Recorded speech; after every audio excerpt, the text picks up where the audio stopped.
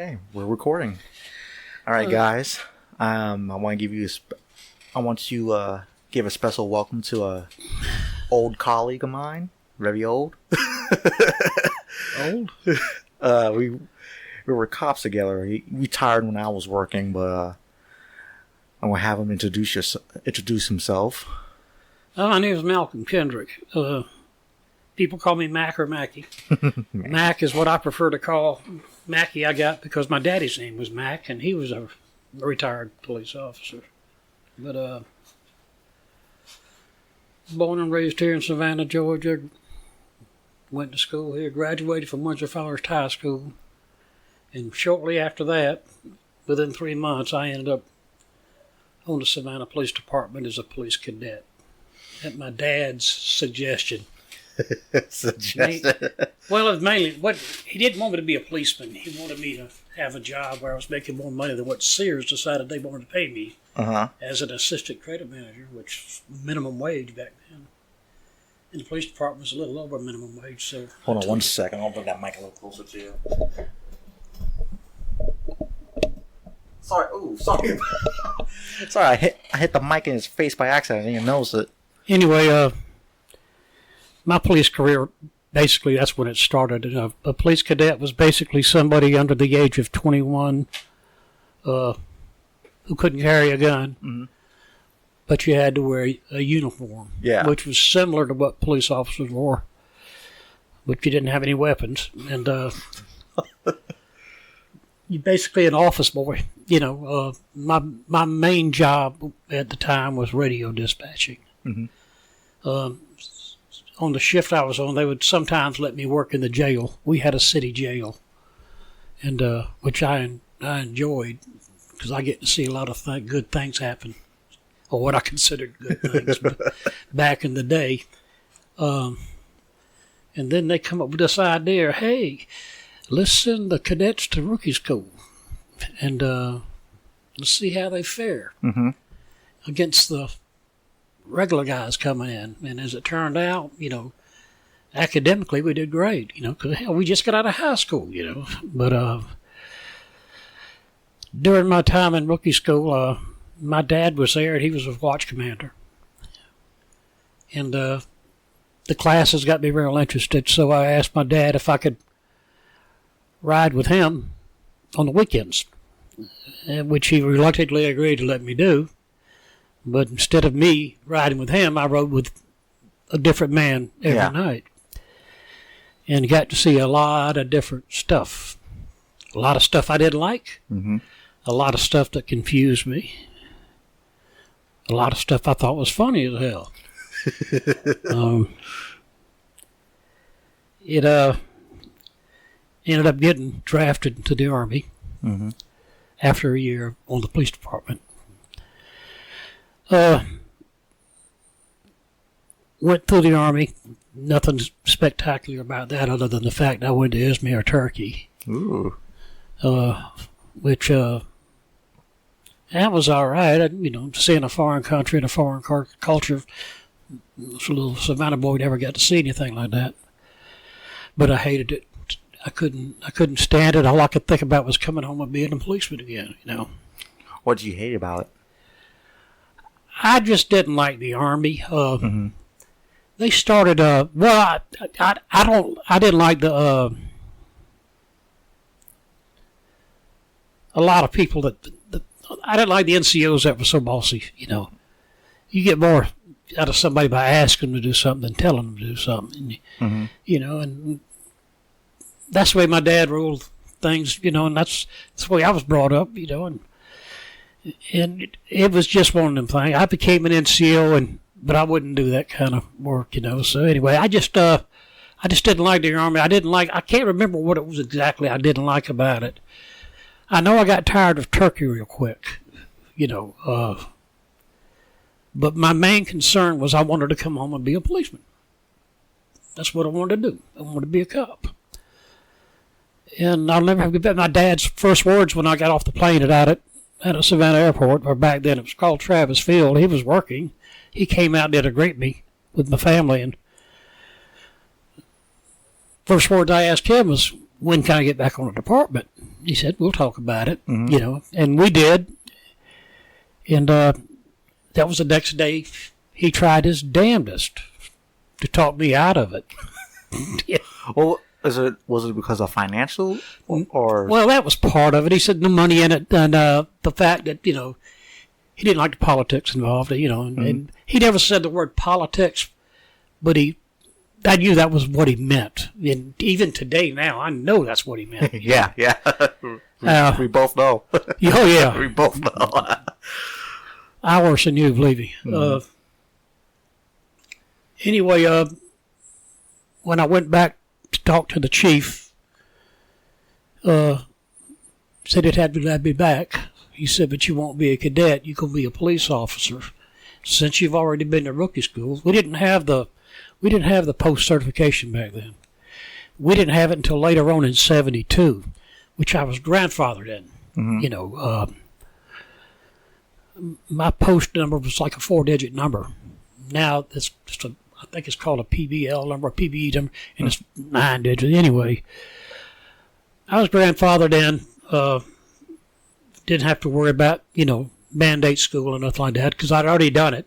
Back then, we only did 240 hours, and the rookie school was on the 3rd floor of the Savannah Police Department building. That's where they had it. Oh, wow. And it was called the Savannah Regional Police Academy back then, or like we all said, rookie school. And it ended up developing into something different, and it got bigger, and they moved it from here, moved it out to Travis Field, because the city owned the place out there, and then they moved it to Armstrong, you know, then finally the state actually took over. But the city has their own training facility now. Yeah. Which I've never been to, by the way. It's never had a chance to get, well, I got no desire to go out there. Is it still at the airfield? No, that's out there off of 52nd Street. They got their own, what they all call the old bug farm. That's my understanding is where it's at. I don't know. I really don't know. I could be very well wrong, you know. Yeah. They had one in Garden City, but I think it's all done in the post now. Each chief that comes in here has a different idea what should be done, and they change things around. But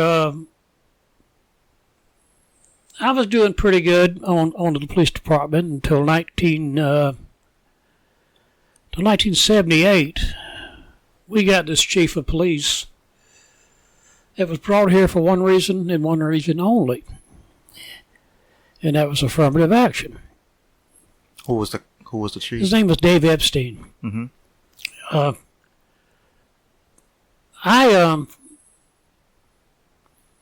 At first, I became one of his golden boys. I couldn't do any wrong.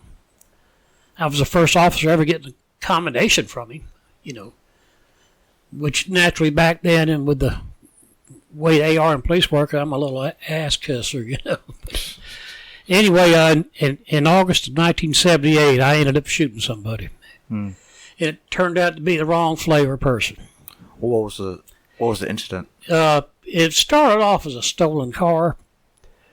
I found a car. Then I lost it. No pursuits involved. I just lost it. Somebody else picked it up and followed it, and turned out it was headed toward my beat, which was basically center town in Savannah, around Anderson and East Broad and Abercorn, that area. And they were coming up Lincoln Street. I was on Habersham Street, a street over. They ended up turning toward my way from the side street, so I blocked the street off, or at least I thought I did. And the guy tried to run me over. I'm standing under a street light, looking right in his face. He tries to run me over. I jump out the way, and I shoot at him. And missed. And he took off. So I jumped in my car and took off after him. Lost contact with him. Everybody was patrolling the area looking for him. I'm riding down Anderson Street, and lo and behold, I see this shadow coming between the houses and ran out in front of my police car and stopped. I jumped out. I was in a marked unit, jumped out, and it was the guy driving the car. Yeah. And I said, man, don't you even move, Needless to say, he put his hands on the front of my car. Mm-hmm. And as I got out of the car, he took off. I took off after him. And all I said on the radio was my call sign. Well, as I got between the houses, it got real dark. Had a street light I could barely see from. And as I come around the corner of the building, I stopped and looked. And this clown is standing there holding a butcher knife waiting on me. So I remember I drew my weapon at the time, and I guess nerves. Before I could clear my holster good, I cranked off a round, and it hit the ground in front of me. And I hit it again, and at the same time he turned, and I caught him in the left side. Yeah. But I didn't know I'd shot him. He fell over some garbage cans and got up and ran. I took off after him. We ran for about a block, and he finally went up on the porch of a house, was trying to snatch a door on, and I ended up approaching the porch and my gun out and said, give it up, At which time he grabbed my gun and pulled it toward him. Mm-hmm. Which now that, hindsight is always 20/20. If I'd have thought, all I had to do was pull the trigger, and the whole situation would have been over, because he pulled the barrel straight to the center of his chest, trying to get it away from me. I snatched the gun away from him, and I went up on the porch, and we struggled for a bit, and I ended up putting him down, handcuffed him, then saw the blood, a lot of it. And that's when I said, well, I'm going to need a supervisor, ambulance, and some witnesses over here. I didn't say witnesses. I just said I need a supervisor and ambulance. Well, for 3 or 4 days, I was 150% justified. Yeah. Till our local NAACP stuck its nose into it. And all of a sudden, I wasn't justified. I was wrong. And, I couldn't handle that. That really bothered me bad, because all the good and all the combinations I got, and this is the shooting I had, and they said, you're wrong. And I wasn't wrong. I was defending my life. The way it acted out was, Chief told me, naturally, don't say nothing to the news, which I didn't, which I should have. Mm-hmm. I should have, because in the background, they were doing nothing but putting me down like I did something wrong. I mistakenly shot the wrong person. I said, number one, it wasn't no mistake. And number two, it wasn't the wrong person, But that's the way they said it. Anyway, time went on, a few months went on, and I ended up having a shooting board. He was represented by the legal advisor for the NAACP, which was a guy named Robbie Robinson. Robbie Robinson was a local attorney / activist. Why's that sound familiar? There's a garage named after him across from the courthouse. Okay. He got blown up in 1989. Mm-hmm. Let's see. Yeah, I believe it was 89. He got a nail bomb. Mm-hmm. They got this guy named Walter Leroy Moody. He's hit him into a damn, his judge in Alabama. Mm-hmm. But naturally, I got a visit from the FBI, but there was nothing to it. I was working it. Matter of fact, I'm the one that dispatched the ambulance to him. Yeah. Because I was with the county police department, and that part of your job back then was you had to work the radio. And that night, it was snowing like hell in Savannah. December 22nd or 23rd, something like that, of 89. I remember getting the ambulance call from the city. I sent it, and then the word got back after a few hours. Guess who that was? I said, oh, well, hate it for his family, Shit. I mean, this guy was a real, they knew this guy I shot was wrong. This boy had been out of prison for 8 days when I shot him. He had prior assaults on an officer with a knife, and when they had a departmental board, which was basically made up by members of the department. I at the time was a corporal on the city, and they had a corporal on there, a sergeant, and a major. They were the board members. I had 3 of the best lawyers in towns, pro bono, because they knew, hey, they're trying to, The day my board started, I was served by a sheriff with a lawsuit for wrongful injury by the guy. Anyway, this NAACP lawyer, Robbie Robinson, he was allowed to be in there. This was a personnel hearing. Yeah. And they brought in witnesses that my lawyers ate alive. Contradicted every one of them, They said all kind of things they should have never said. They were proven by my attorneys to be bald-faced lies. After their main witness, put it to you this way, this main witness that said she saw the shooting happen, claims she saw me and this guy in the backyard, which we weren't. I was on the side. He was in the back. Yeah. And she's looking out a back window. I'm out of her sight completely. But she saw a bullet leave the end of my gun, go past this guy, make a U-turn, and hit him in the back. That's what she testified to. And, which is another point of contention, was that, our public information officer said I shot the guy in the back. I shot him in the side. Mm-hmm. There's a difference, Yeah. I ended up hitting him as he was turning, I was going to hit him full force, full face, but it didn't happen that way.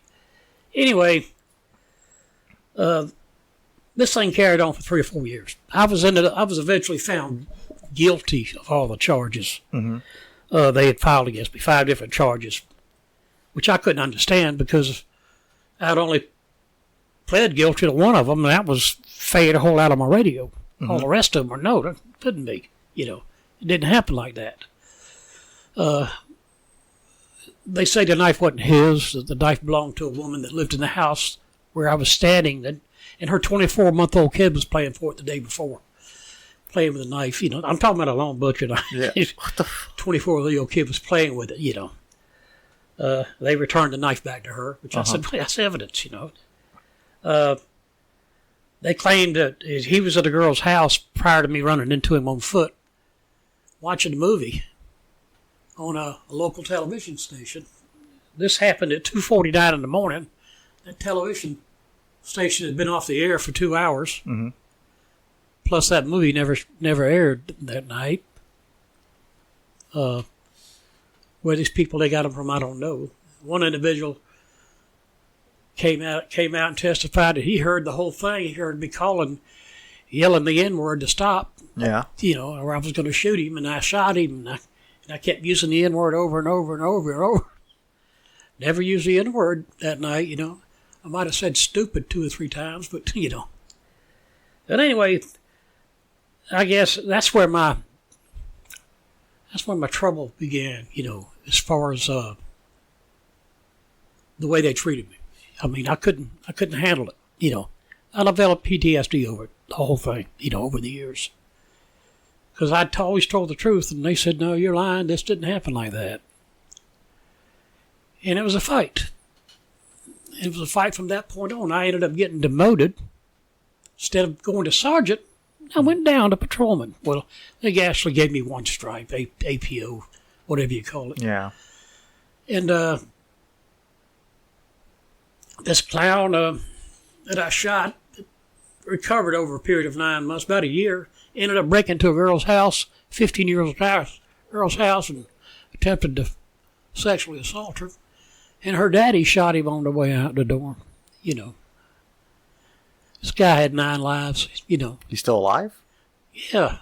He's either out of prison now, he's still in prison. He was in prison for a long time.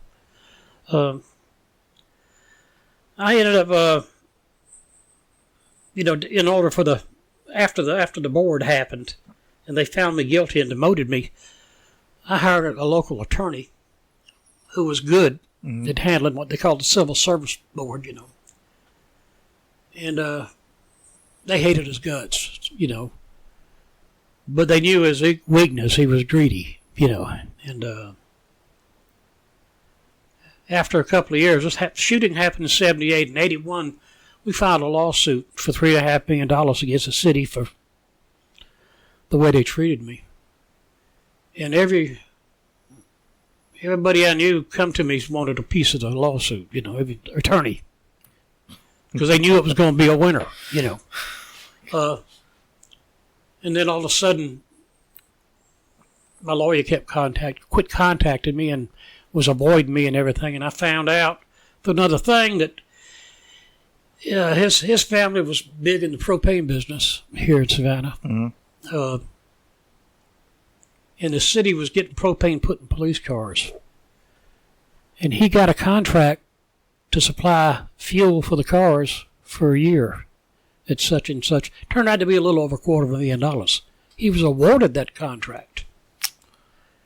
And that's when I went to him. I said, "What are you doing?"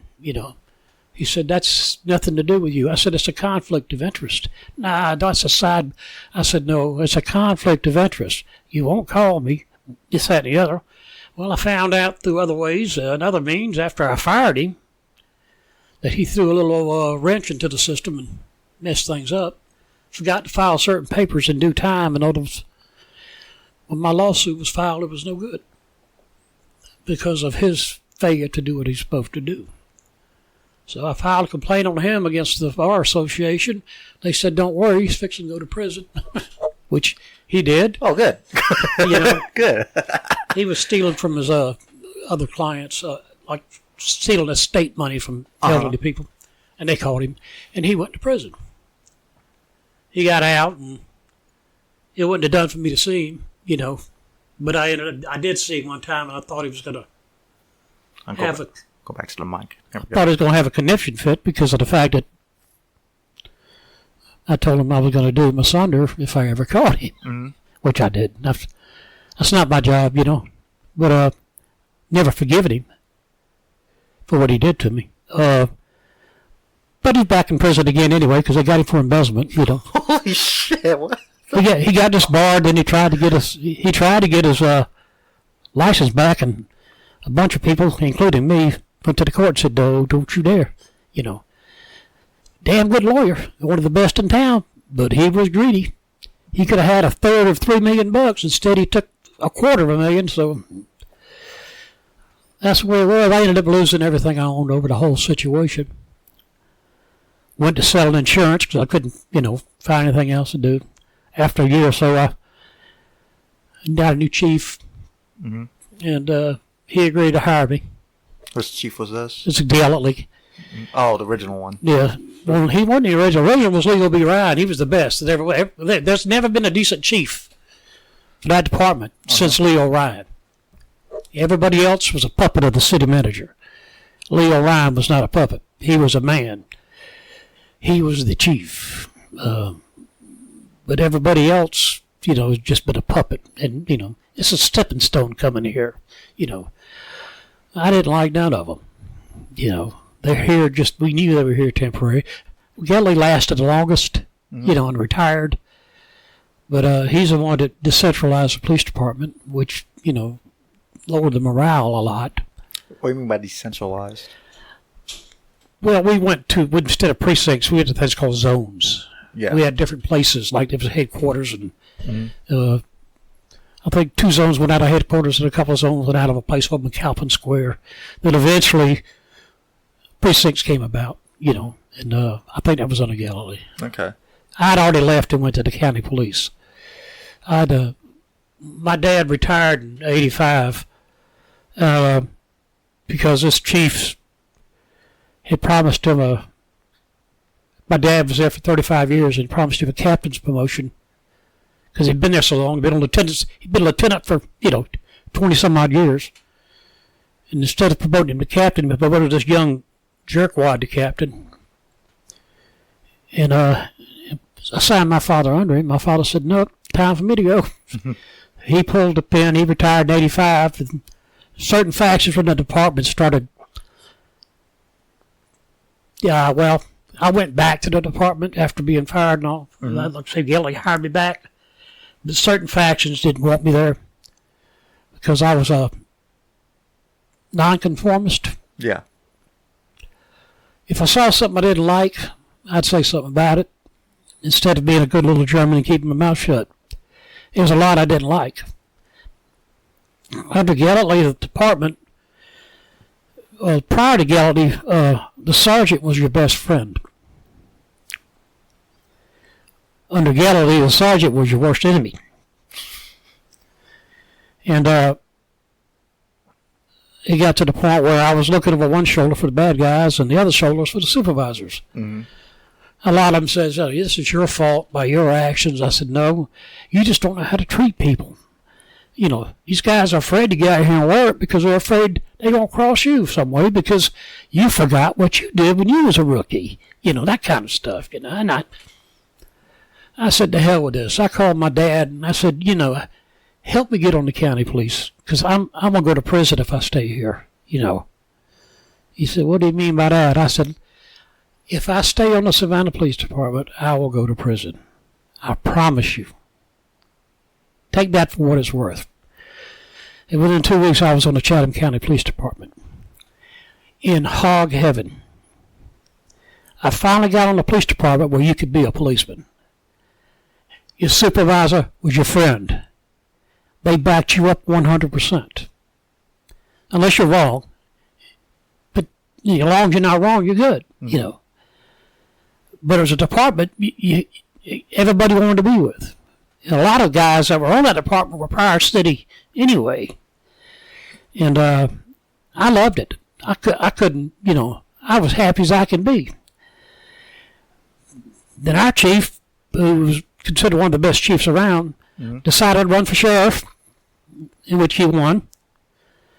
And there we are, without a police chief, and they got what I call a couple of idiots from different places and hired them.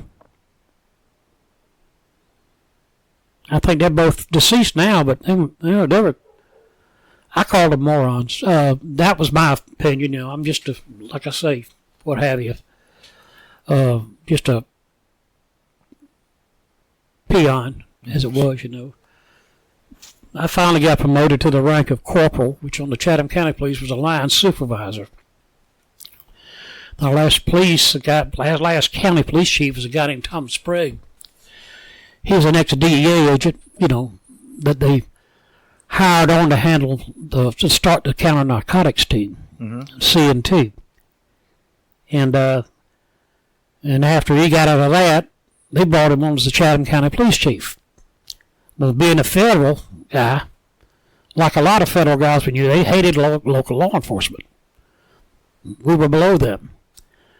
And this guy was a real, can I say asshole? Yeah, you can say fuck sick balls. There, you can say whatever you want. Well, that's what this guy was, an asshole. You know, he decided he wanted to be the last chief of police of the county police, so he said, "Let's merge with the city." Mm-hmm.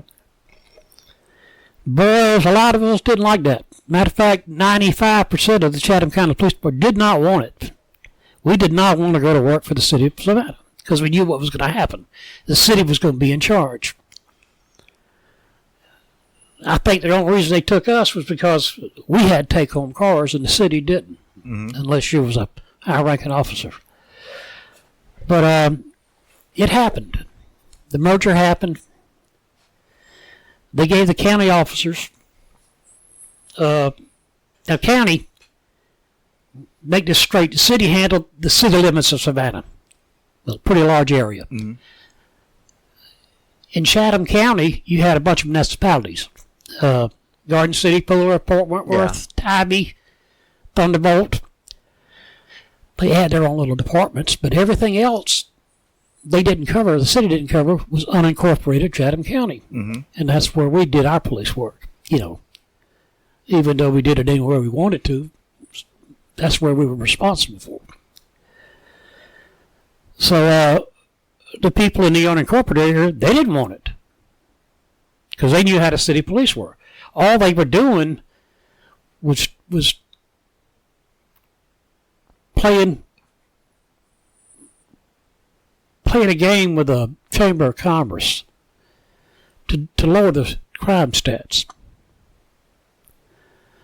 You have the majority of people in Chatham County living in the city limits. You got a high crime rate. They get all the people in the unincorporated area under the same department, brings the crime rate down because the crime rate in the city is higher than what it is in the county, so the county's low crime rate is going to bring the city's low crime rate down. Well, the problem was the unincorporated county wasn't getting the kind of police coverage they needed because they were said to be busy working in the city limits. There's a lot of dislike and what have you going on there. I went into it with a total dislike. I was in you were with me, about you wasn't there when I went in, but in Precinct 4, they asked the county guys, where do you want to ride? We had an option of where we wanted to be. Yeah. I live in Precinct 4, so I chose Precinct 4. Everybody told me I was dumb and stupid because all you're going to do is handle traffic accidents and shoplifters at the malls, And like I said, 8 hours is 8 hours, And I don't mind, I was a traffic cop for a while in the city. I don't mind doing traffic. Mm-hmm. But the very first day in Precinct 4, I think at that time, I was the only former Chatham County officer there, but I was on the afternoon shift. I looked at the sergeants and lieutenants, and they were all rookies under me when I was on the city before. Mm-hmm. Now they're sergeants and lieutenants. They introduced me. At the time, I was called a star corporal because... Yeah, I remember that. Which I hated with a passion. Star corporal. I was a corporal, And I was supposed to be a supervisor. As it turned out, I was a sometime supervisor, which didn't fit well with me because I already been a supervisor on the county. I didn't want to ride a beat again. Mm-hmm. I'd already ridden the beat for 33 years. Didn't want to ride a beat again. So we went to they introduced me as the go-to guy, You want to know something about this job? Go to this man right here. He's the one that can tell you what to do. Yeah, I remember coming to you a lot. And I appreciated that. It's kind of embarrassing for them to do it to me, but that was nice that they felt that well of me. But I didn't know what their real intent was. Basically, their real intent was, we're too damn lazy to do anything. Here, go with this guy here, because let him tell you, let him get in trouble, not me. And that's all the supervisors care about, keeping themselves out of trouble.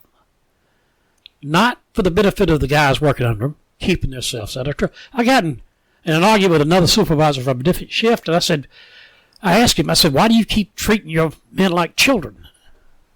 Because there are children. I said, no, they're not. They're grown men and women. They carry guns. They carry guns. They have arrest power. You want a child carrying a gun? No. Well, they act like children. That's because you treat them like children. Treat them like men and women. Have a little faith in them, You don't like somebody, you go pick on them until they leave, or you get them to leave, This one training officer on my watch went after a new rookie we had, and I thought the rookie was going to be outstanding because he had the drive and he had the want, but he just didn't know it all. And when he questioned something, the sergeant said, "You're supposed to know that." No, he's not.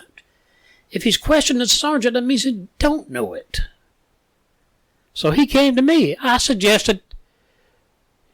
him what to do, how to do it right, Then I told him to go ahead and, if you got a chance, to kick that sergeant's ass. I can't do that. Sure you can. I'll even help you, Anyway, I got back to the sergeant. Did you tell so-and-so to kick? I did, because of the way you talked to him on the phone the other day. Well, he's got to learn. I said, no, you got to teach him. That's your job. You're a supervisor. That's what you're supposed to do. And anyway, they finally took my supervisory privileges away from me because I would never write anybody up. Mm-hmm. I had this one guy that he was a Well, you'll know who I'm talking about because he never had a hard ticket book. He always wrote off the ticket tablet itself. Mm-hmm. But he stopped a car, he wrote him 10 tickets. Yeah, I know what you're talking about. First name was Mike. Damn good policeman. But they couldn't stand it because he kept them busy. He kept getting complaints. And when they put him with me, him and another guy named Matthew, mm-hmm. He put us all together as what they call the Echo Team. And they thought they were going to just, we ain't going to do nothing. But what we were doing, we were out doing things, back in the units, but handling things for the captains. Well, the sergeants didn't like that idea because they felt like they had no control over us. And I told them, you do. We're out here working with y'all. We split 2 watches. We come at 7 at night. We'd split and work with the afternoon shift and end up working with the night shift for part of the time. And they couldn't handle it because I'm not supposed to be in charge of anybody. And they needed control over us, and they didn't have complete controls. And then I'd hear one of their officers call for a supervisor, and the supervisor would say, call me, it's on my phone. Which means he was at the donut shop having coffee with all the rest of the sergeants in the city. They would do this every night. I remember that. I went by and took pictures and called them down on it. But anyway, this one boy had a situation happen at an intersection, and he asked me what I do. I said, look, I'm sorry to tell you, I can't give you advice. You need to contact your supervisor. Why can't you give me advice? I can't. I'm not a supervisor anymore. But you're a star corporal. Yeah, but they don't want me to be a supervisor. Call your sergeant. And if he tells you to call him, tell him you don't have a phone. You need him out here on the scene. So he called the sergeant. Sergeant said, call me here. No, sir, I don't have a phone. My phone's not working. Need you to come out. The first words out of that sergeant's mouth when he drove up was, this better be good. In which I stood up and I said, it doesn't matter whether it's good or not, Sergeant. You've got a job to do. Do your job. Why didn't you handle it? I said, because of guys like you, they don't want me to be a supervisor no more. Have a nice day. I don't want to say the sergeant's name on for the show. I'm trying to figure out who it is. Is it someone that's recently gone, deceased? Deceased? No. Okay, then. This guy would come like this, and I don't care who you are and what you want to do. I'll ask you later. He was a nice guy. Mm-hmm. He really was a nice guy, but he's just like all the rest of them, lazy. I'll ask you. I'm trying to think. Was there a sergeant that passed away recently?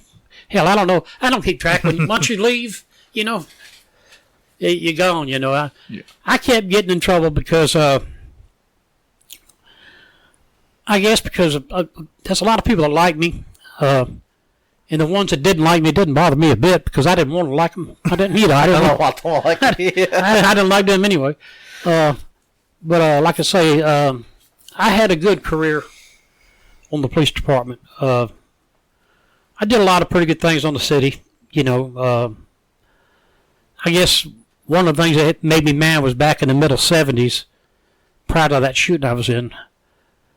They sent me on a call early one morning to meet a young 16-year-old black male. Mm-hmm. I got there, and this boy was shaking in his boots, and what's wrong, son? He said, well, I made a bad mistake. I said, what'd you do? He says, I went out last night. My daddy let me have the car to go out. I needed some money, and I found his .38 in the glove box. And I gave the guy, an old guy, some money for the gun, and I went back to buy it back, and he told me he didn't have the gun no more. And I've got to get that gun, or my daddy's going to hurt me. I said, well, who is it? He said, well, it's Mr. So-and-so. Mm-hmm. I said, well, okay. I didn't know who he was. I really didn't know who the old man was. I found out soon who he was, but I didn't know at the time. So I went to him. I said, boy called me and said he gave you a gun. You gave him some money. He said, man, please. I said, I need that gun. The boy's going to pay you back the money. He said, no, I tell you what. You don't put my name in no police report, and I'll give that boy back that gun. But don't you dare put the name in that police report. I said, well, I don't know about that. He said, look, if you don't put my name in the police report, I will, and this was exactly what I never forget. He said, I'll make your pot right. I said, what the hell do you mean by that? Make my pot right. Yeah. He said, just don't worry about it. Come back at noon and come get the gun. Yeah. You know. In the meantime, Daddy found out about the gun missing. So they sent me over there. He said, did my boy call you? I said, yes, sir, he did. I said, he did something he shouldn't have done, but he was trying to make it right. I don't know. I'll tell you how to discipline your child, but I'm supposed to be able to get the gun back after lunch. He says, well, he only paid the boy $30 for the gun. I said, well, you know, this guy said he'll give the gun back, not worry about the $30. You know, he said, well, take this, sir. I said, no, I don't deal with money. You know, I'll tell you who he is, and you go pay him later on. But other than that, don't worry about it. Well, afternoon, I went by. The guy gave me a brown paper bag with this old Model 10 38 and, you know, the little Barney Fife pistol. This is the gun? He said, that's the gun. Now, don't you tell that boy, don't you come back in my store. You know, I said, well, that boy better not come back to the store because it don't look like he needs to be coming back in the store. You know, and he threw a $50 bill on the counter. And I looked at it, you know. I said, what's that? He said, well, that's for you. I said, for what? Well, you know, don't put my name in the report. I said, $50? Oh, you want more? I said, no, I don't want no more. I mean, but, you know, I'd never been bribed before. You know. So I took the $50, put it in my shirt pocket, took the gun, walked off, returned the gun home, called my sergeant. Do you know a guy named so-and-so? He said, yeah, he's an old moonshiner, you know. He just paid me $50 not to put his thing in. I'm supposed to go by every Saturday to get another $50 to keep his name out of a report. Really? I said, yeah. Back then was the middle 70s. We didn't have we had an internal affairs, but, you know, it was just a couple of detectives. That's all they were. Yeah. We called them in. This was on a Saturday. They said, this is great, you know. When you supposed to go back? I said, next Saturday. Sorry, we'll be out here next Saturday. We'll put a wire on you. You go in there and get another $50. So for 6 weeks, I did this. I put this $50 in my pocket for 6 weeks. Turned it in as evidence. Had it on tape. They finally decided to arrest the old guy. Well, that's when all shit broke loose. It turns out this old man has been paying off a lot of policemen for a lot of years. Oh, my God. And the department had just gone through a really bad nosebleed for that. They had just did a thing where a bunch of cops were busted and, you know, arrested and fired and everything. You know, a bunch of policemen. Well, the bad thing about this is this man gave a list of names. Most of them were higher-ranking black officers, but there was a couple of real higher-ranking white officers involved. And he was going to give them names if he went to jail. So the chief called me in, the same chief that took me down later on for the shooting. We got a problem. You know, we have a black eye, you know, bloody nose from this last thing a few weeks back. This is what he's doing. I said, really? He said, yeah. What do you want me to do? Drop the case. It's just a, you know, simple bribery case. Well, can I think about it? No. You know, I need an answer now. You can drop the case or you don't drop the case. And if you don't drop the case, you probably won't be working here much longer, you know. So, well, I guess I'll drop the case. You know. He said, we're just going to reduce it to disorderly conduct. Well, back then, Recorder's Court was downstairs on the first floor.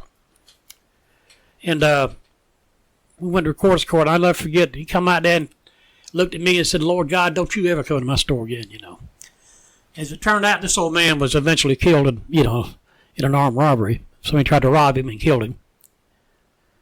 And, but I never got nothing for that, I thought I did something good, which, my dad said you did a great job, and it was funny because you should have seen the assholes sweating when they heard you arrested. You caused him to be arrested for bribery, And then he told me a few stories about what he used to see in the day, his day, There was a phone booth around the corner from this old guy's shop, and every week at clockwork, this old man would go down and put a $20 bill in the change receptacle of the payphone. And this certain high-ranking officer would go by there and get it. Every week. $20. But he's hitting how many people for $20, And that same individual will go to a cemetery every day at lunch and drink a 6-pack of beer. Anyway, my dad told me, he said he watched the old man put the money in there, and when he disappeared around the corner, he went and took the $20 out and waited for that certain individual to come get it, and he couldn't get it, didn't see no 20 in there. He went around there raising hell. But anyway, those were things my dad taught. My dad taught me a lot about law enforcement, and one of the biggest things he taught me was to treat people like I want to be treated, and I did. I've never said I've been the perfect person, but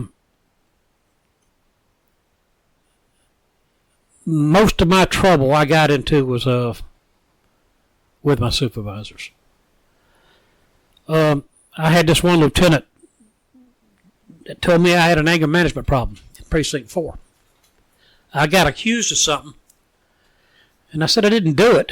Somebody misunderstood what I did, but I didn't do what you're saying I'm doing. And I was raising hell about it. Well, you've got an anger management problem. No, ma'am, I don't. I have a stupid management problem. Because y'all do a lot of stupid shit here.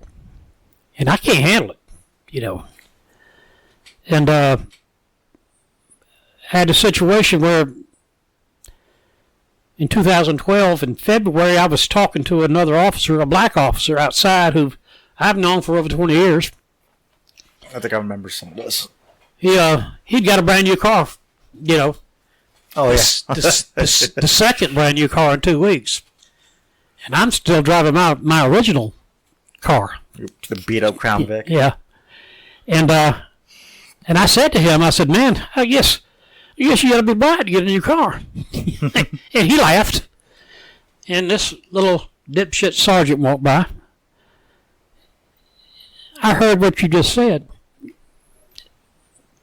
I'm off duty. I don't give a shit what you heard.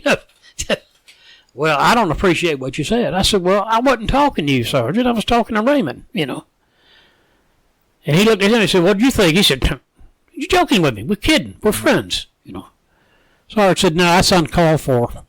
I said, well, this is an A&B conversation. You need to see yourself away from it, I'm a sergeant. What you are. I'm off duty. I'll take this shirt off and, we can go from, you threatening me? No, I'm trying to make you a promise. But anyway, he filed a complaint on me. I heard about it. I went to a certain lieutenant. Did the sergeant complain on me? I don't know what you're talking about. Well, I heard the sergeant filed a complaint on me. I don't know what you're talking about. Has there been a complaint filed on me? No, not that I know of.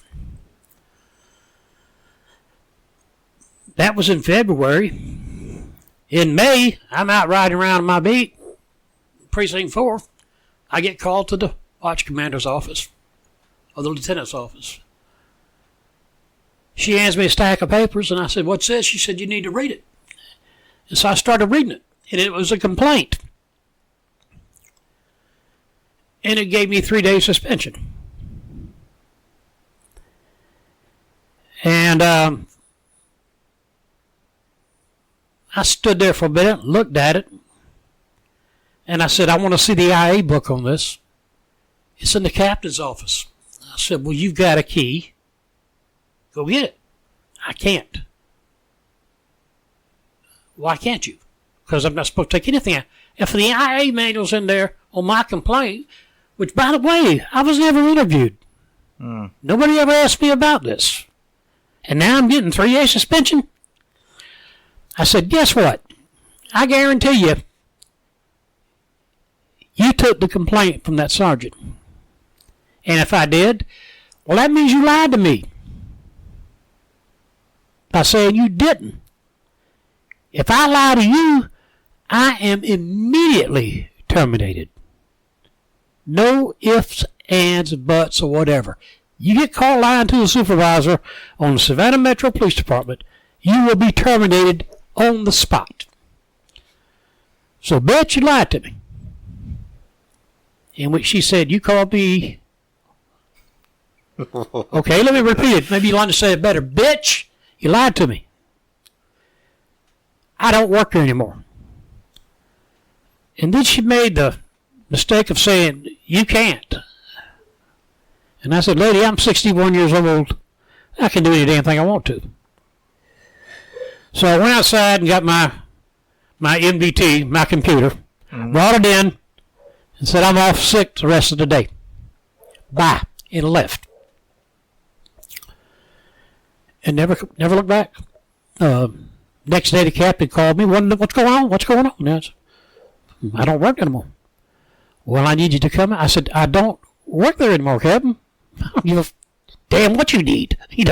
Well, I need it in writing. Oh, I can handle that, You can. Funny part about it is I drove my patrol car home when I left.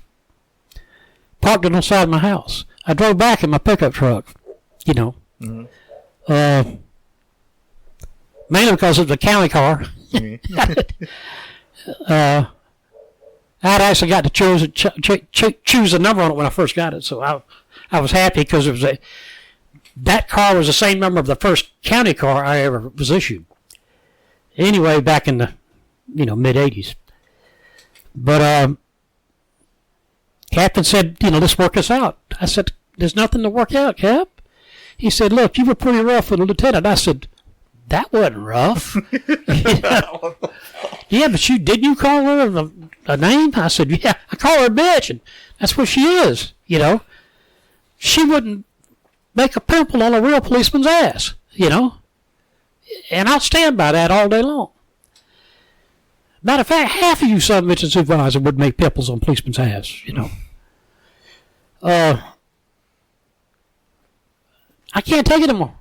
I'm done, I knew when this merger happened I was going to be done, I just can't believe the Chatham County Commission sold us out like this, But the whole thing about it is when I did that yesterday, it was like a ton of lead was pulled off my shoulders, I feel great. And I don't work here no more. You sure we can work this thing? I said, we ain't working nothing out. Can I see the IA book? It's supposed to be. He said, well, I've already sent it back to IA. Why? Well, they're supposed to let you read that, right? Huh? You're supposed to. I could have gone to IA and looked at it. I didn't want to. I didn't care. I'm gone. I'm done, The funny thing about it is a couple of people said, well, you're going to lose your pension, And no, you can't take that away from me because, number one, my pension is county. And number two, if it was city, you still couldn't take it away. I retired. I mean, we got a chief in federal prison right now drawing his oh my God, thousands of dollars, a year. The city's still paying for it. And the city's still paying for this crooked son of a bitch. So anyway, I left. I stayed out for a couple of years, and I decided to go work downtown at the courthouse for the sheriff as a blue coat, which was court security. I didn't like that job. I did it because my wife made me do it, and I'll always say that. Because number one, I had to get up every morning. I mean, we didn't work, but 10 days of pay period. We worked 3 days one week, 2 days the next week. Mm-hmm. Every Wednesday, Thursday, and Friday, and every Thursday and Friday, even every other Wednesday and every Thursday and Friday. Mm-hmm. But you had to get up at 5 in the morning. And it was a 10-hour day. And you're on your feet just about the whole time, unless you were on the floor where you tend to sleep, and that's where I got most of my trouble. Kind of hard to, I mean, I spent the last, I say, 8 or 9 years of my life working night shift, going home, not going to bed till 3 or 4 or 5 o'clock in the morning. Then now I'm getting up at 5 o'clock in the morning and being dog tired when I got home because, I just not used to being up all that time during the daylight hours. But anyway, I did all right, and then, like I say, I told you before this interview that somebody else pissed me off, and I walked away from that job, which now my wife's all mad at me because I'm unemployed, but I'm unemployed right now. I mean, I'm drawing Social Security, I got my retirement, but evidently it's not enough, So, all in all, that's basically, other than I lost out on Rookie of the Year, my first year for politics. I lost out on Officer of the Year because I was in a mental hospital. I think I told you I suffered PTSD. It always showed up in the form of anxiety. That's where I just got real anxious a lot. And then finally, somebody said you got PTSD. I don't use it as a crutch or anything. Matter of fact, I haven't had an anxiety attack in I don't know how long. I guess now that I'm no longer a policeman, I ain't got to worry about it. I've actually thought about going back on the police department, but then I got to thinking, why would I want to do something so stupid? I'm 67 years old now. Well, you're still young, they tell me. No. I'm not going back. There's been more policemen killed since I retired than there was the whole damn time I was a policeman. Yeah. And that's a sad situation. It's not that I'm afraid of getting killed. It's just that I couldn't do the job anymore. I don't have that. Before I had the heart. I don't have the heart anymore. And I really hate it when, we had, 5 policemen killed here recently? That hurts me every time it happens. And I don't like it. But I do like being retired. I do like looking at people I used to have to say sir to and not even talk to them if I didn't want to, because the majority of people I had to say sir to wasn't worthy of the word. And I could name them all on about 4 sets of fingers, and what have you. My daddy tried his damnedest when I got out of the Army not to go back on the police department. He had got me a job at a company called Atlantic Towing. And I told him I didn't want to be a record driver. Mm-hmm. He said, you're not going to be a record driver, you're working on a tugboat on the river. Which, if I knew then what I knew now, I'd have been retired a long time ago with a damn good retirement, because that's a good job and good money.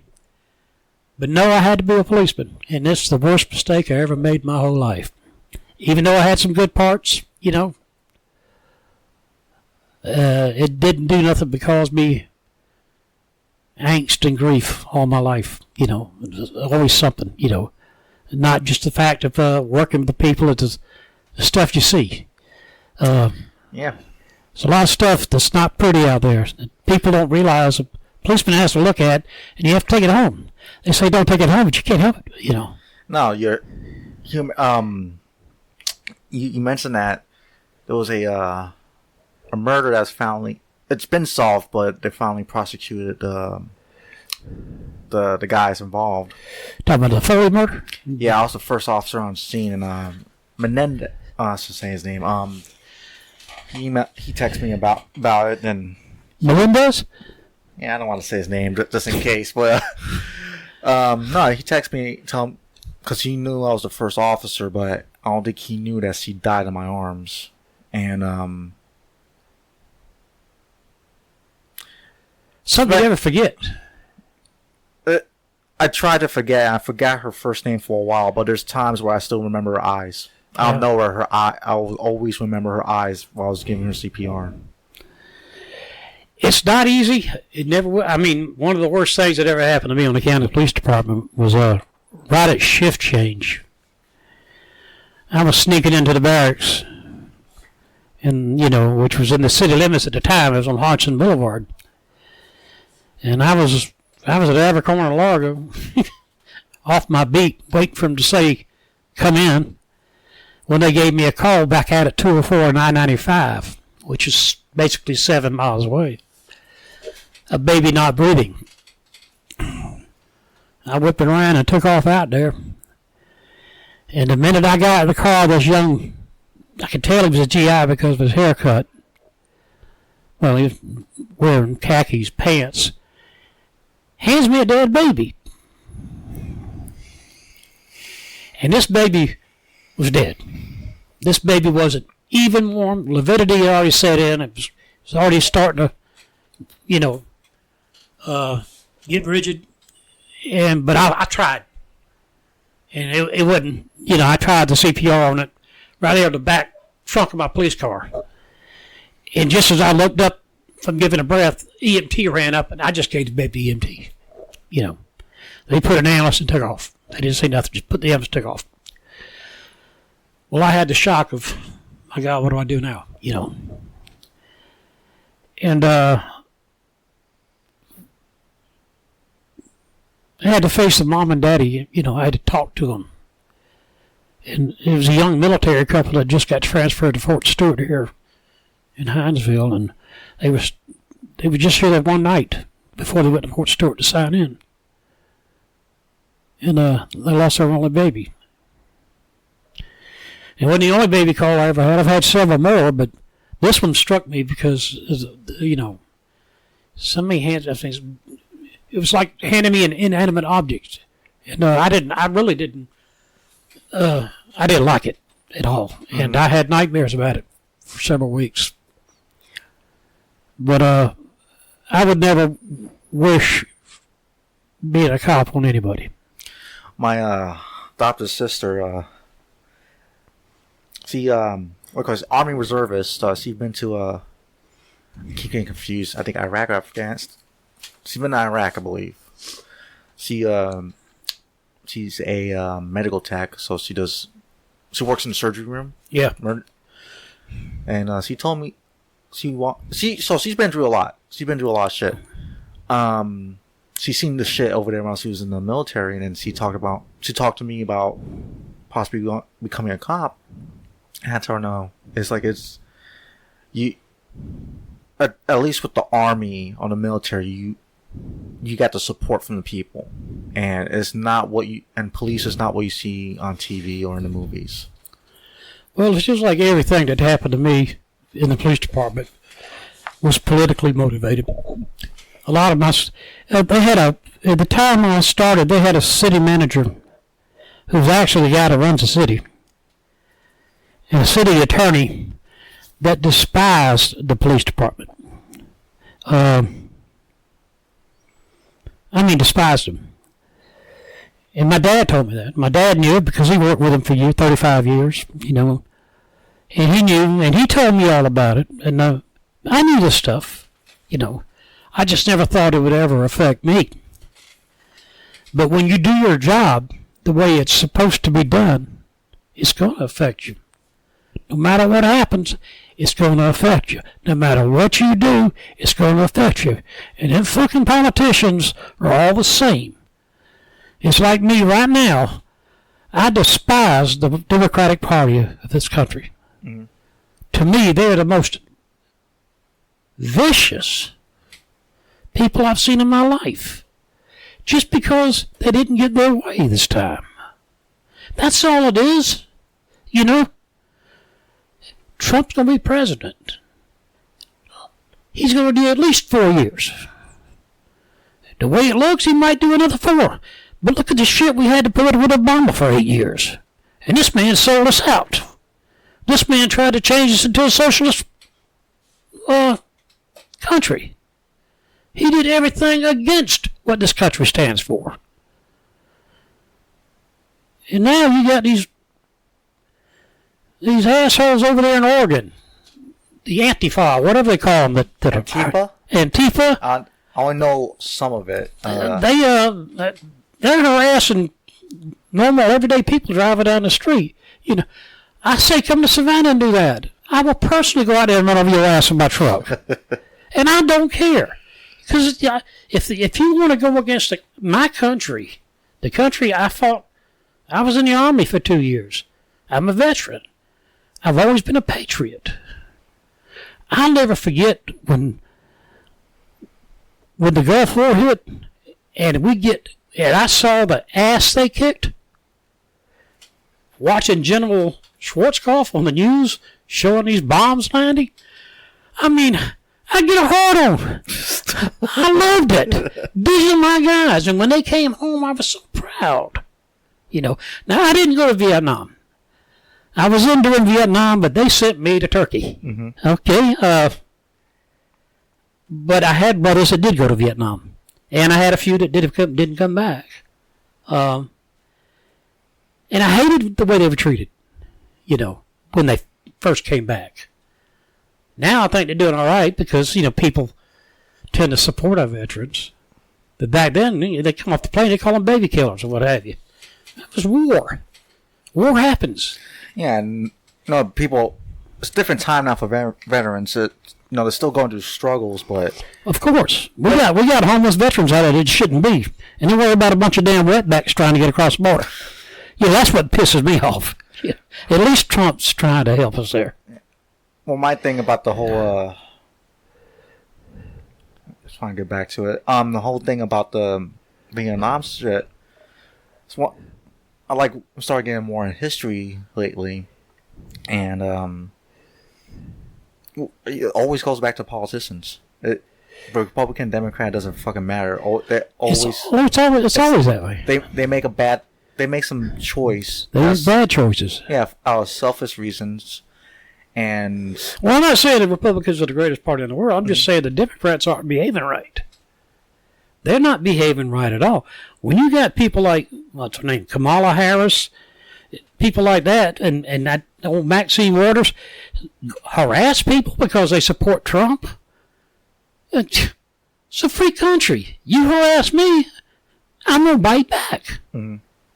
And my bite's going to be harder than yours because I ain't going to let you get up and bite me again. You know, behave. That's all. Act like you got a little bit of common sense about you. Just because you don't believe in the politics don't mean you need to act like a damn asshole. I mean, I'll agree with you. At one point in time, Republicans were the assholes of the country. But if you look, who freed the slaves, as they talk about, when they talk about race relations? And what was his political affiliation, you know? You can't go by that. You need to let this politics shit go away. There shouldn't be two parties of government. There should be one party of government for everybody. That'll never happen. Not in my lifetime. Well, George Washington, he opposed the idea about parties. He said he thought it was a terrible idea. He said it should never be a split between the government. Yes, always been a split right down the middle. Everybody, you know, puts everybody down for whatever they do, you know, no matter what. If you don't make one person happy, shame on it. The whole thing that upsets me is, you know, I always told people in the past, you know, why'd you want to be a policeman, you know? And my answer was I hated bullies. And I do. I hate a bully. I can't stand a bully, you know. I see a bully, I'll confront him in a heartbeat, you know. And I'm a little fella. I don't care. I am not going to put up with bullying, you know.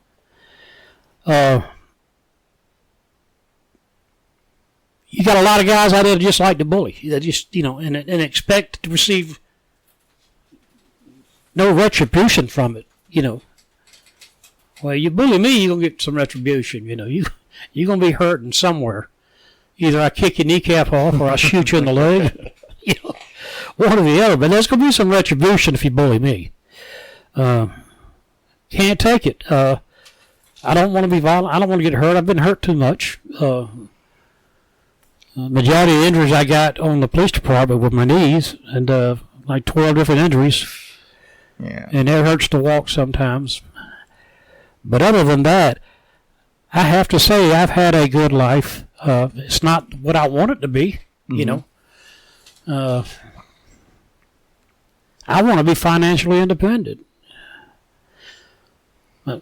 I've tried different things, and it just doesn't work. I must be trying the wrong things, but that's all I want. I want to be financially independent. You know, every month I have to sit there at that computer and pay bills. Yeah. You know, have to. You got no choice in the matter. You know. And that takes care of all my money for the month, and I got to wait for the next checks to come in.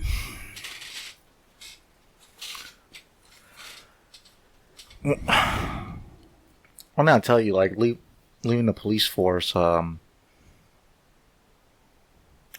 I do have PTSD. I'm not sure. I know I have depression and anxiety. I know that for sure, but we're talking about, before we start recording, talking about why I left Disney. And, honestly, it's because of this place. Turned you against... It's like I can't trust organizations. And then when I was working for Disney, I saw, if not the same, then sometimes worse. Yeah. I was kind of disgusted by it, and I was going to get fired or I was going to quit, but I wasn't going to change who I am. That was the one compromise I was going to make. Yeah, I can understand that totally. Yeah. I've always been a Disney fanatic. You know? I mean, let me clear something about Disney. Disney's... You don't want to work for them. I suppose. Well, yeah, but also I want to clear something up about their organization. It's such a massive company with so many other smaller heads to it. So there's the parks, there's the theater or the movies, the cruise lines. The part I worked in, I heard good things about working for the parks. They said like the leadership there is really good. For the cruise lines where I worked in, I heard stories that I actually witnessed it myself. It's just very cutthroat out there. Did you work on the ships? Yeah, I worked on a ship. Which one? All of them? Or? Dream and Fantasy. Yeah. My very first cruises were Disney cruises. I mean, I got them at a discount rate, too, because my nephew worked for the cruise line. I used to go to Disney World and spend a week down there at half price because my nephew was a resort manager before he went to the cruise line, you know. He's not with Disney anymore, but my first 3 cruises were Disney cruises, and I loved it. Mm-hmm. I mean, but it was my first 3 cruises. I'm a Carnival guy now. You know, Disney's too expensive, and I like casinos. Yeah. Oh, well, thinking about Disney, it's what if you're a customer? Like you're not getting screwed over at Disney. Like you get your money's worth. You're paying a lot, but you are getting your money's worth. You get your money. The food's delicious. Yeah. I mean, everything about Disney's great. It's great service, great all around. But working for them, you see it's kind of like Two-Face from Batman. Yeah. You see. I can understand that. Totally. You see the left side of the face. It's like, oh wow. But No, I was really surprised when I saw that you with the cruise lines. You know, I was going to call you up and try to see if you could hook me up, but next thing I know, you wasn't with them. Yeah, no, this main one was that, and also constantly living on the ship, and it's like I didn't really have a personal life. I had to constantly watch what I was saying, and I didn't want to be like that. I don't want to live like that. Then I had this one supervisor who was just, man, like he was just freaking nuts, and they didn't. Kind of like city police supervisors, wouldn't you say? At least the thing about them is that at least we were working the same job and we came from the same place. But the guy I worked for, he was a charge of security, and he's also second in charge of the ship. And I think he was in the Navy for a few years, the Italian Navy, and he acted like he knew my job, and he treated me like a kid. I was only caught for 3 years, but I have more experience than you will ever have in your fucking lifetime. Yeah. In your fucking entire lifetime, and you're gonna tell me, how to interview someone, how to do interrogation, how to treat another person, how to handle violence. You're gonna tell me how, or even handle a crime scene, but you took a class. You took the class. Right, I understand. But one thing it's hard being an ex-cop too, because one thing I found out applying for work and trying to get yourself back on your feet, trying to figure out what you really want to do with your rest of your life, especially in today's age. A lot of people, when you go on interviews, they don't treat you like a veteran. Like, what I mean by that is that they're sometimes rude to you by like, oh, why'd you left being a cop? Or they'll make kind of like rude statement or kind of give you weird looks for being an ex-cop. And it's kind of distasteful. And then there's sometimes I just really want to tell them, like, the way you treat me right now, would you treat someone that's out of the military like that? Yeah. Well, the trouble is, like I say, there's a lot of stupid in this world, and that's a lot of it. It's just pure outright stupid. And like Ron White says, you can't fix stupid. I mean, it just don't happen. Love that man. He's funny. Yeah, he's funny. But he said it, and he's right. You can't fix stupid. No, but you can make other people smarter. Nah, well, I tried to be nice. Like I was going to try, I forgot to tell you about the very first day in Precinct 4. After they introduced me, they read an order about a new, from Human Resources, about the different levels of punishment you get for wrecking a police car. Mm-hmm. Which, if it's at your fault. The levels go from, verbal or reprimand all the way up to, dismissal. And so the sergeant, when he finished reading it, he says, from this point on, there will be no 1039s on this watch, which meant nobody on this watch will ride with blue lights and siren unless another policeman is getting his ass handed to him. In which I kind of said bullshit under my voice, And he said, is there something you don't like, Star Corporal? I said, we'll talk about this another time, not in this audience, In which they made that other time directly after muster. Took me to the lieutenant's office.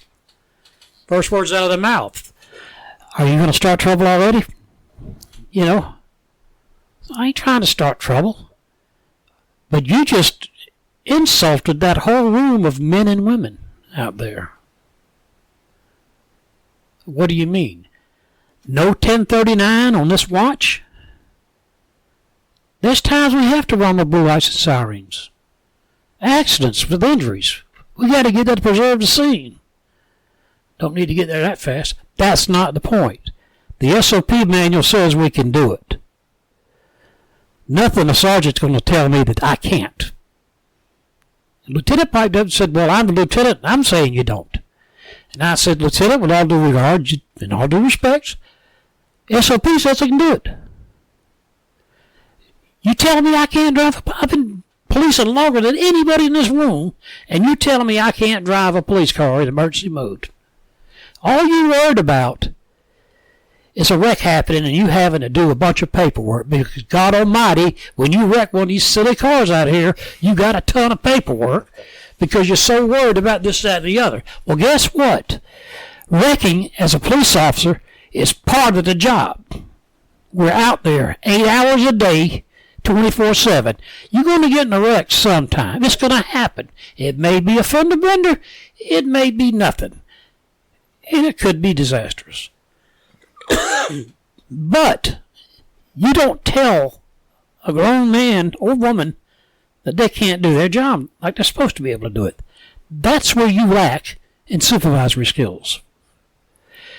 When I first started on this police department, I knew my best friend was my sergeant. He went out of it. My daddy told me when I started, if you get a monkey on your back, you give it to the sergeant. Because he's got to take it. Because he's going to, if he can't handle it, he's going to give it to me, lieutenants. But the whole thing about it is that the damn mindset of your reason why we don't have a good, we can't retain people is because of the way you supervisors are, Yeah, I was talking to a lot of the guys I still talk to are the guys that left. Like probably before me or year after me. Esvin. No, not only him, but I'll say his first name Robert, and yeah. You mean the Wolf Falcon? No, he was in a different precinct. No, he like these guys I talked to are not. We're never South Side. No, we all say we're kind of glad we left. Yeah. And you've all left? Yeah. Oh yeah. Well, once everybody does. Once everybody leaves. Because, see, you got to look at it. Being a policeman is actually a comfortable job. Mm-hmm. It's a lazy man's job. Until you got to go to work. Until you got to go to work. But it's a lazy man's job. You can get out there and work if you want to, or not do a damn thing. You just ride around for 8 hours. Or you can ride around and do your job like you're supposed to. But all in all, it's a lazy man's job. It don't get physical. Half the time, if it gets physical, it's because you caused it to get physical, Yeah. You let your mouth overload your ass, Or you just approach the wrong person in the wrong way, That's why, my physical altercations were with people that we already had an altercation with, and it happens, like on my knee injuries, I've been kicked in the knee probably, let's see, out of the 12 knee injuries, 13 knee injuries I had, I think 9 of the 13 I was kicked in the knee. That'll hurt. And that's why I always say if you get in a fight, if a guy bigger than you, take his knees out. You take his knees out, you bring him down to your size, you do anything you want to, And I have used that as being a small in stature guy, I've never gone there and say, I'm not afraid of anything. Bullshit. You walk into a bar, you're the only one there, and there's this giant tearing the place up. What you supposed to do? You've got to act. That's when your training comes in. You sit there and say, where is his common peroneal, and where do I put this flashlight? Do I put this flash? And I did that one. I did it in Pooler one night. Went to a Spanky's in Pooler. Mm-hmm. I was doing a stint with Bloomingdale Police. Pooler was busy, and they had a guy tearing up Spanky's. So I go in there, and this guy's 6'7", 280, and he's throwing chairs all over the place. And he didn't see me come in, but I had a 3-foot long, not really 3 foot, a 2-foot long mag light, 5 cells, D cells. And I walked up behind him, and I caught his common peroneal, which is that nerve on the side of your leg. Yeah. I caught it perfectly. I was just lucky, I guess, but I hit him with it. And it hit him just right, and he dropped like a sack of potatoes. And I dropped on top of him and handcuffed him before he could move. It works if you do it right. Now, sometimes I've done it, it didn't even work at all. Guy look at me, what's wrong? What the hell you hit me for? I didn't mean to do that. I've been there before, I got the old, what'd they call it? One of the officers one night, we were fighting a guy, a crazy one, mental patient. In St. Joseph's Emergency, right outside under the canopy. And this guy was fighting him. So I tried the Mr. Spock move on him, put the Vulcan grip on his neck. All he did was turn his head and look at me. And the officer says, hey, Star Trek don't work here, man. Star Trek don't work. But anyway, there were some funny times. I wish I could remember. I used to be able to remember all the funny things that happened. The very fun, hilarious things that happened. One of the ones I had, I was training a rookie downtown back in the 70s.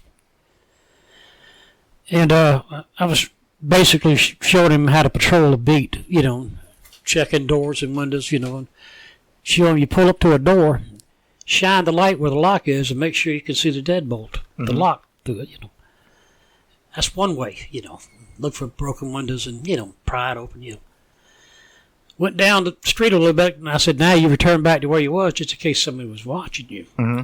Well, sure as shit, we returned back, and the damn doors were staying wide open. And we're up on River Street. Up on Bay Street, which is, 2 or 3 floors down to River Street? Yeah. It's an old antique shop. Wooden floors, tables all over the place with clinkly. We go in the place, try to be quiet. Rookie runs into a table full of glass. Bang, clink, clink, all kind of weird noises, All of a sudden we hear some footprints running across the floor to the back of the store. Heard the window open. Then heard this god-awful scream. And then, plap, real loud. This burglar jumped out the window, thinking he was on Bay Street, mm-hmm. And he jumped out on the River Street, 3 stories down. That was funny. We ran out the building. I looked out and saw him splatter down on the damn railroad tracks.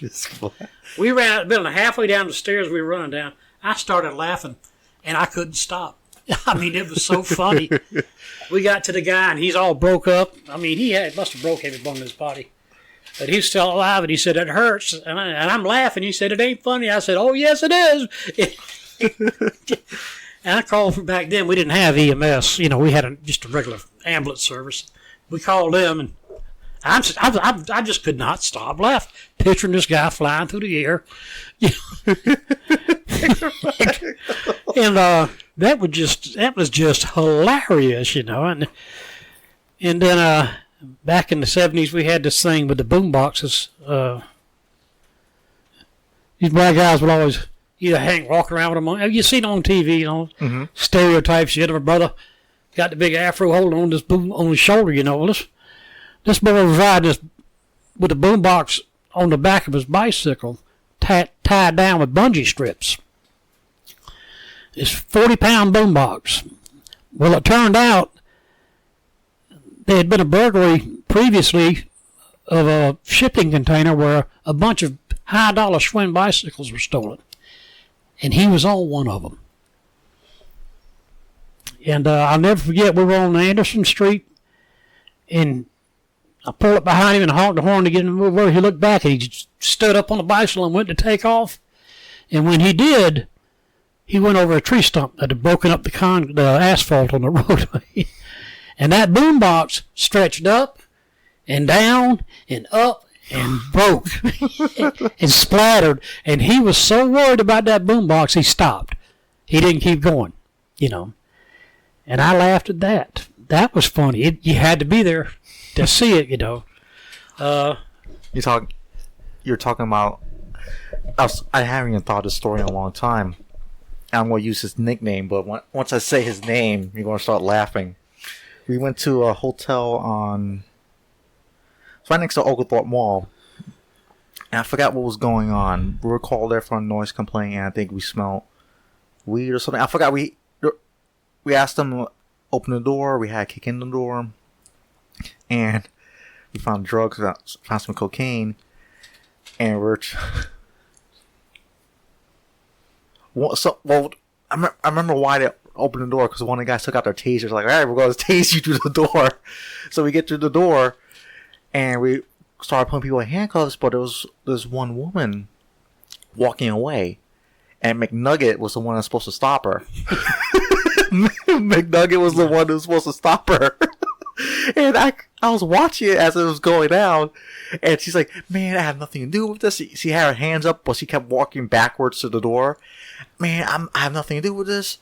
And then McNugget went to grab her, and just like those cartoons, or those like what do you call it, the Three Stooges. She grabbed McNugget by the head, held him back with just her arm, like arm's length. He couldn't reach for her body. She ran out the door, and I think she pushed him down on the floor too. I ran after her. I was laughing the whole time. Like, ma'am, stop. Well, I couldn't stop laughing as I was running after her. Well, the one that tickled me was him confronting one of our homeless ladies out there and messing with her shopping cart. I'm trying to remember this. It was at 12 Oaks. Oh, I heard the story. I remember the story, but I wasn't there. She whipped his ass. It was him and the... I don't want to say her name, too, but it was the... But that woman, you knew she was prone to violence. He didn't know it, evidently she's prone to be violent. But you don't touch her shopping. And he just tried to be bossy with her. And, because I never forget, when I first met the gentleman, I was on a call, Red Line Apartments, on Waters Avenue, dealing with a big old tall Colombian guy. Yeah. Who I knew. He's one of the old regulars from the old days. And I kept noticing this little kid standing beside me, And just out the corner of my eye, and he's real. And I finally said, "Can I help you, young man?" And I looked at I'm in rookie school. You what? I said, my God, good little fella, ain't afraid of a damn thing. But yeah, freaking McNugget. I mean, and I love the little fella to death, but I was afraid he was going to get bad hurt. Now he's in a place he could really get bad hurt, if he's where I think he is. If I saw him on the news in a different jurisdiction. But anyway, there's so much... There was so much funny that happened, police work. Yeah, one thing I tell everyone is the one main thing I miss is the camaraderie. Oh, that's the only thing I miss. Yeah. But you'll find out one thing about camaraderie. I've had one or two guys come by my house, and I live in the precinct. Mm-hmm. No more than 4 times. That's it. Ain't seen nobody in a long time. Matthew's one of them, right? Huh? Matthew. Oh, Matthew, all the way. He ain't been by here in a while, because he's got a different type of job. He's, But there's one that'll come by every now and then. Big old gigantic fat guy. You know what I'm talking about. He's another one that I really liked a lot, But he'll come by every now and then and say hey to but hell, half the guys that come by that'll ride by here, I don't even know who the hell they are. I had a run-in with one time, and I thought I was going to have to get out of the car and whip his smart ass. He kind yelling at me and hollering at me, and on the street. No way, you don't talk to me like that, man. I'm a civilian, You said, get off my sidewalk. I said, dang you damn sidewalk. It's mine. Matter of fact, it's Armstrong's. But anyway, I had a problem with him, and I think they transferred him to a different precinct because he was having too many complaints. But I was ready to put something on him. He really made me mad. No wonder police people don't like the police. People like you like that, And, well, one thing I want to ask you before I go into the question part of the interview, because you came into the era I came into the era of police work where I thought it started getting rougher, where it was getting worse politically and probably violently, and you've been a cop for such a long time. What is the big difference you've seen between that era and what you've been through? When I first started, the police sergeant would tell you, all right, at muster, you guys be careful. Go out there, don't get hurt, kick ass and take names. And they meant it. Mm-hmm. And that's what you did. You kicked ass. Nobody smarted off at you back then. If they smarted, they got the shit knocked out of them. Brutal? Yeah, sure it's brutal. But that's what you did. That's what you had to, let them know. There's one thing about police work. Once you let one of these bad guys out here know that you had the least bit of fear in you, every one of them was going to try you. Every one of them. And I've had it happen. I've had them try me out there, and I just, you don't back down. You can't. Nowadays, hell, I've seen these damn young cops run from trouble, What are you doing? That's, we go to trouble. We don't run from it. We go to it, But the whole thing boiled down to is policing has gotten, well, I'm sure you remember Rodney King. Yeah. Well, I'm not mentioning Rodney King for that reason. I mentioned the fact that video cameras. Mm-hmm. Policemen have gotten so afraid of doing their jobs the way it's supposed to be done. They worry about video cameras. And rightfully so, You just don't whip somebody's ass for the hell of it, But then again, you don't let nobody hit you and get away with it, And one thing that people don't understand, I'm hopefully anyone that's listening to this who still doesn't understand violence and police work, there's times you have to lay it down, where there's no other option. Like it is a violent job, and you do your best to make sure the guy gets in handcuffs, he's healthy, nothing broken. But there's times where you have to freaking knock him out. Oh, yeah. There's no other option. Yeah, I had one just before I retired. Rode a disorderly person over in Halcyon Bluff with a female officer. It's a 21-year-old kid about your size, bigger than me. And he was a real prick. And we walked in, and the first thing he did was throw a table leg at us. And, I'll go back a little bit. There we go. Yeah, he threw a table leg at us, and I looked down the hall, and she looked, and what in the hell is your problem, boy? And he's cussing at us, so we approached him, and she started getting bossy. And I said, uh-oh, give me your ID. Not let me see your ID, give me your ID. He takes it out and throws it on the floor at her feet. Pick it up. All right, pick it up, bitch. Pick it up yourself. Well, I'm sitting there looking at him, making a judgment call. Do I move, or do I let her take one? Because I know this guy's fixing to go off. So I did what they call the preemptive strike. I attacked. And when I attack somebody, especially when they're bigger than me, I go for the neck. I got my hand around his neck, jacked him up on the wall, got his attention, and told him he needed to calm down. At which time he paid me back in kind.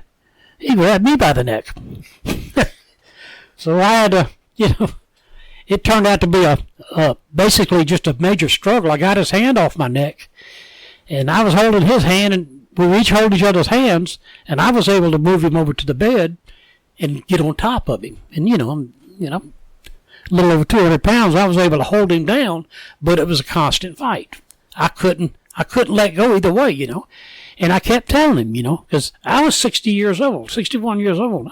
I said, son, I can't keep fighting you. You're going to have to calm down. I'm going to have to shoot you. He said, shoot me, you bastard, Well, I couldn't break my hand loose enough, I finally broke away one hand and got my pepper spray out and went to spray him, and he grabbed my wrist just as the spray reflected off of his face and hit my partner in the face. That put her out. I said, get us some help here, And it was everything I could do to hold this boy down. And here come the cavalry about, what seemed like 10 minutes was actually about 3 or 4 minutes.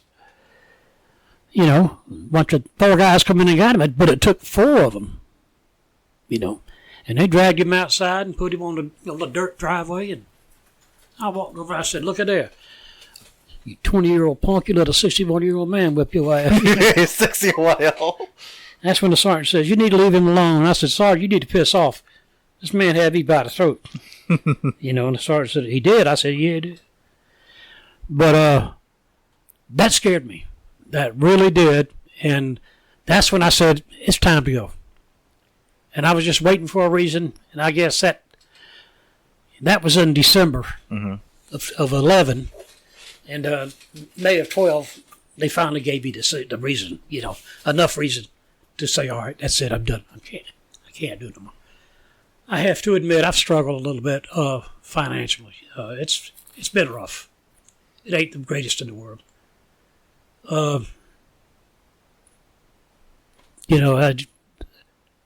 I made up my mind to do what I was going to do all my life, and I did it. And, you know, it's just like when I got fired at one time, I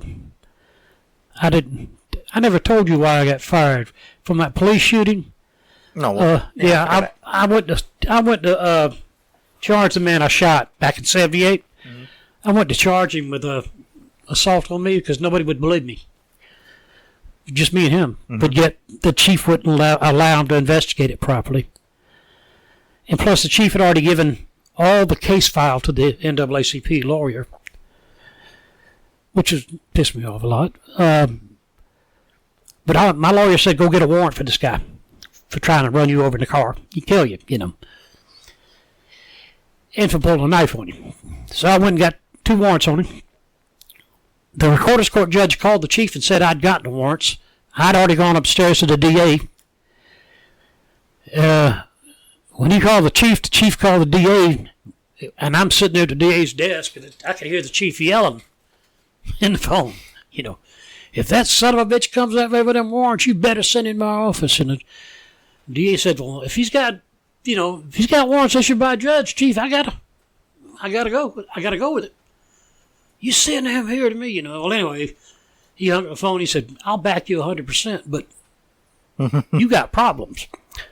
So I went to the department to turn the warrants in because he thought he was going around thinking I was going to try to serve him myself. But I went to turn the warrants in. The major met me and said, boy, you stepped in it now. I said, then shut up. You know, I ain't stepped in nothing. I'm doing what's right. You know I'm right. You know, you're on the damn board. You heard the testimony. Don't sit there and tell me I stepped in it. I don't want to hear it. You know, I was pissed. Chief told me to drop the warrants. I told him no. He said he was going to talk to the DA, the judge. I said, if you touch my warrants, I'll get one for you for obstruction of justice. And that pissed him off a little bit.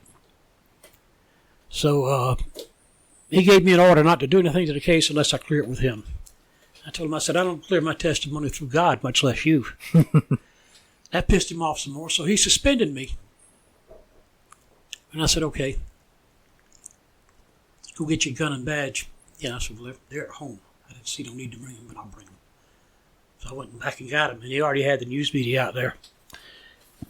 I handed him my gun and badge right in front of the news media. Here. Turned around, got my car, and left. They called me in the next day. He had a letter. Read this letter. So I read it. He says, you're not to do anything unless you clear it with me. Furthermore, blah, blah, blah, blah, blah, blah, blah. Chief, I can't sign this. Why not? I said, it's a violation of my constitutional rights. You're placing yourself between me and the court system. You can't do that. You know, there's precedence on it, you know. He says, you're disobeying a director. I said, no, sir, I'm just telling you I can't sign that piece of paper. Well, you're refusing us. I'm refusing. Well, you're fired. Okay. I turned around and walked. Wait a minute, where you? I said, fuck you, I'm fired, man. Leave me alone. And I left. And it was a fight from there on. I ended up, like I say, I never got my job. I had a civil service hearing. Mm-hmm. I had the lawsuit going. Everything fell apart. Civil service didn't rule against me. They ruled when the first hearing, they demoted me. Mm-hmm. And before I could get re-promoted, I had another hearing because I was fired. Yeah. They said, we gave you a chance in the first hearing. We can't see giving you a second chance. You know, which was 2 different things. One was the civil service hearing that I asked for clarification on. And another one was fired. That's 2 different things. And they said this, and it's really funny, the president of the Civil Service Board is now a Superior Court judge. He became, shortly after that, he became a Recorder's Court judge. And you know, Recorder's Court's a city. Yeah. You know, so he became a Recorder's Court judge shortly after he ruled. They ruled in my favor, but they wouldn't give me my money back, my back pay. And that was wrong, because they owed me a whole bunch of back pay. I was at top corporal, the top level of corporal, and they went down to basic APO. Lost a lot of money. And the whole thing ended up causing me to lose a lot of things, you know. But I sold insurance and made money hand over fist. But I never hated something so much in my life. Never sell an intangible item. That's the hardest thing in the world to sell. But I did good. I just couldn't stand it. I hated that time when people would tell me no. Because I liked the way the money was coming in. And then you'd have a slow time. You don't make the money. You don't get the money. So I tried car sales a little bit. But then again, like I say, I wasn't never out of it more than 2 years. Yeah, I briefly did car sales just for a month. And that sucks. That's one thing I learned. It's like, man, it's worse than I thought it was. It really was worse. But the thing is, the dealership I worked for, they weren't stealing from customers. They were stealing from the salesman. Well, that's what happened to me. You know, when I sold one time, I sold a car. And the guy said, those were my clients. I said, well, they didn't ask for you, you know. They're my clients. And they gave the sale to him. I said, I'm not working anymore. I can't make any money doing this, you know. But car salesman, you know, I dabbled in it a little bit, not much, you know, and got to be a manager of a small used car lot. Mm. And I made a lot of money, but then again, I was screwing the hell out of people, you know. I wasn't being dishonest. I didn't do anything dishonest, but I didn't do anything criminal, in other words. Yeah. But I could have been, in other words, when I had a car deal, I could make as much money as I wanted to. Hmm. You know, I had enough that much leeway because I was selling used cars. Yeah. Actually, rental cars. And they give you got to, you know, figure the rental companies are buying them cars at fleet prices, and we're selling them at retail prices after they get 4,000 to 8,000 miles. It was a good job, but I got run out of that one too. So, but anyway, there's a lot that, you know, I didn't touch on. A lot of funny things happened all my life. A lot of bad things, a lot of sad things. I got accused of stealing on a burglary. Turned out the guy that made the accusation was actually the one that did it. You know. What the fuck? Yeah, I'll never forget that one. Well, these questions will help jog some of those memories. All right, guys, for anyone that's first-time listeners and returning listeners, I thank you. These questions I asked the second half of the interview, these are interpersonal questions. These questions are meant to show a different side of a person. The side that you will only see if you're best friends with this person, or their wife, or their husband, or father or daughter. I don't know why I said that. The reason why I ask these questions is because of the different people I have on the show. I have people from different backgrounds, different lifestyles, different viewpoints, and you're not going to agree with everything they say. But you can always relate to them as a person. And that's why I think it's kind of wrong with the world today. We're all quick to point the finger and say, oh, this person's wrong, this person's a bad guy. Like, no, we actually just sit down and actually listen to each other's story and try fully hear the person out. So this is the reason why I ask these questions, and they're actually pretty fun to ask too. Some of them are serious, but all of it's pretty good. Alright. Given the choice of anyone in the world from any time period, who would you want as a dinner guest and why? Cher. Man, that's the first one. That's the first time I ever heard her. Why Cher? She's gorgeous, and I love her voice. I've been a fan of her since the 60s. Cher. She's still going. She's still going. That's funny. Yeah, I know it, and she looks great too, you know. I just haven't been able to afford one of her concerts, you know. Would love to get on, you know, be able to do that. But no, I'll never forget when I was 15 years old when I first saw her. Let's see, she's 5 years older than me. Mm-hmm. But I saw her sing a song with Sonny called Little Man, you know. I told my buddy back then, I'm going to California and I'm going to get me some of that. And naturally, I couldn't. You know? It was just one of them little childhood things. God, she's gorgeous. Yeah, she just locked me in, you know. And I've always, you know, I don't consider myself a fan. I do love her music. I do love to look at her. She's pretty. Mm-hmm. I want to be her friend. That's all I want to be, her friend. You know, I'm married. I got kids. You know? I just want to be her friend. You know, I was following her on Messenger. She hates Donald Trump. Mm-hmm. Well, I've never seen. I wrote, but she don't get because you can't write her. You know. Yeah. You can't have any. I don't know why. You know, if you're gonna get on Twitter and say those things, listen to other people and say, all that hate's gonna make you sick. You know. You know, he's there. Accept it. You know. But you know, that would be the one person I would love to have dinner with. You know, just to talk and say, hey, you know. Get to know them. Get to know them. You know, really, I mean, you know, there ain't no sex involved. I probably couldn't handle it anyway, but there ain't none of that involved because that's not no big thing, you know. But just the fact that, you know, that's how much of an impression she's put on me, you know. And I'm not no whacked out weirdo because I've never, you know, I haven't done anything bad now. What I did is I found out where she lived, and I knew her address, and looked up her house on Google Earth. Oh, yeah, I think a lot of people do that today.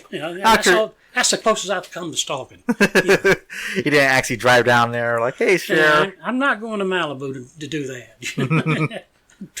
I'm afraid California's going to fall in the sea one day. Yeah. What would constitute a perfect day for you? A perfect day? Yes. Jeez. You know, the thing I wish, I don't know whether you didn't notice it. I have a 43-year-old handicapped child in the living room. I didn't, I knew of her, but I didn't know. Kelly, she's my doll. You hear now? Hear? I could, while we were talking earlier, I could hear her a little bit. She moans and groans. And Kelly was born and Caroline, my wife Caroline, seems to think something happened during the birth, but she could have never. Anyway, she started having seizures when she was 6 months old. It was back in 1975. You weren't even around, I don't believe. I was a policeman with the Savannah Police Department at the time, not, you know, of the city of Savannah Police Department. And we had the roughest time trying to figure out why she was having seizures. You know, we never knew. She started with one or two, you know, like once a month, and then twice a month. Then it got worse and worse and worse. And we went to doctors and neurologists and everybody and was getting the same old thing. She's got what they call Lennox-Gastaut syndrome, which telling me was she's having seizures and we don't know why. We still don't know why. She don't have them nowhere near as bad as she did. Mm-hmm.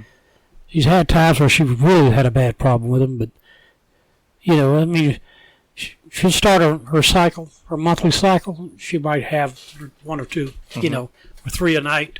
Sometimes, not always. We had to put her in the hospital January of 14. She went in for a urinary tract infection and ended up developing pneumonia. Oh. And she was in there. Her lower lobe of her right lung collapsed. But she was in there we took her out January the 23rd, I think. We took her out February, the St. Valentine's Day, 14th of February. The whole time she was in there, they never moved her.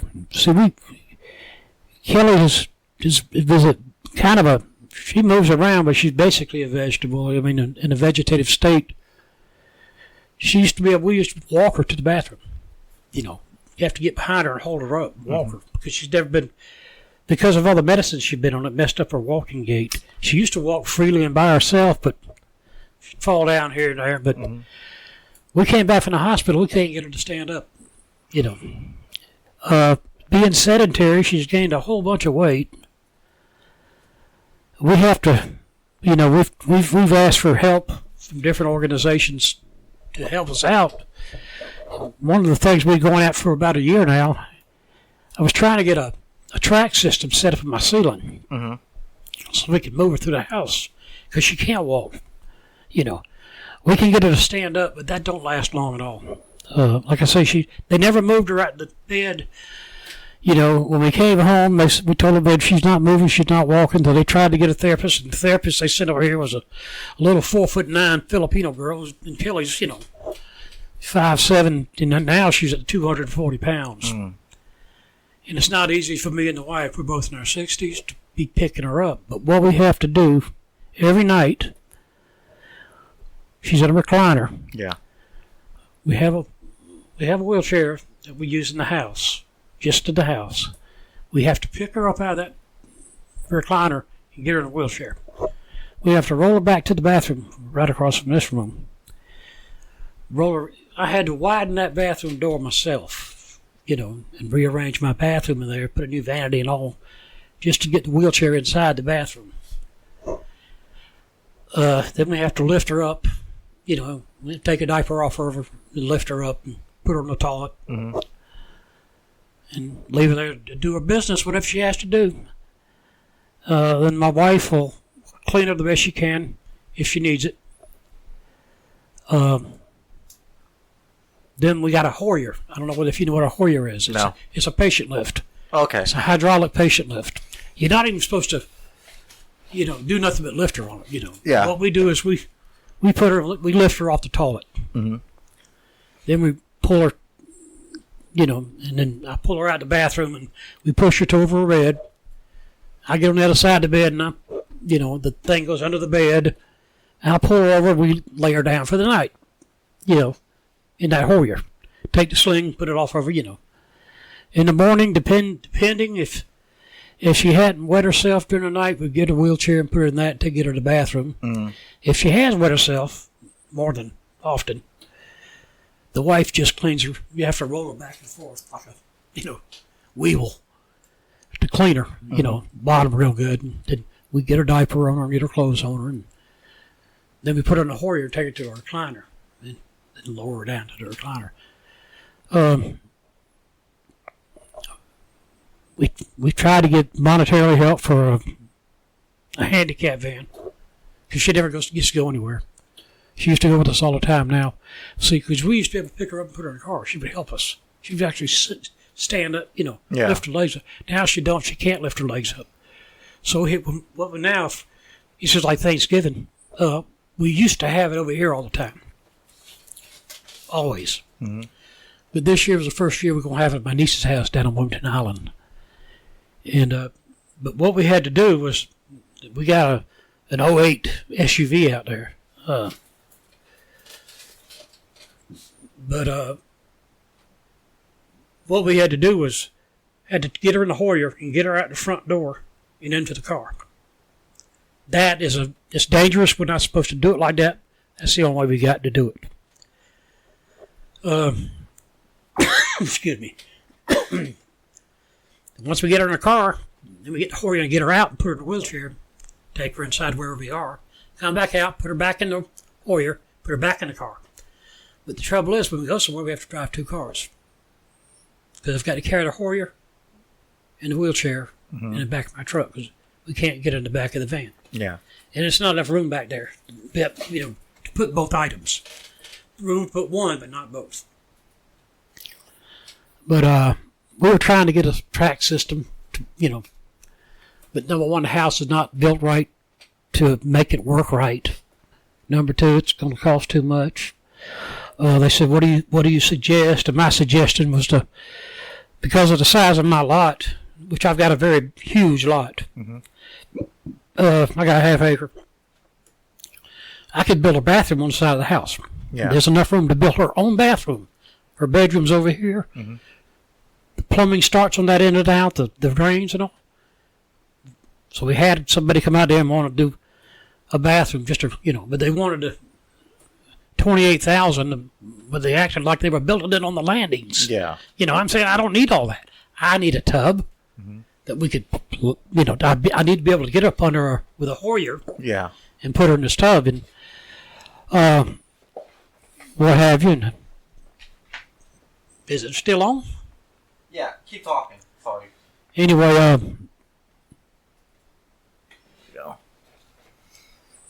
it just never came through. These people, they mean real well, but they only get work on grants, and the grants wasn't covering what we needed done. We want to remodel the bathroom. There's no room to do it, And like I told the wife, I called him, I said, look, don't worry about doing nothing anymore. The only thing that's going to work with her is to build her own bathroom. That's the only thing.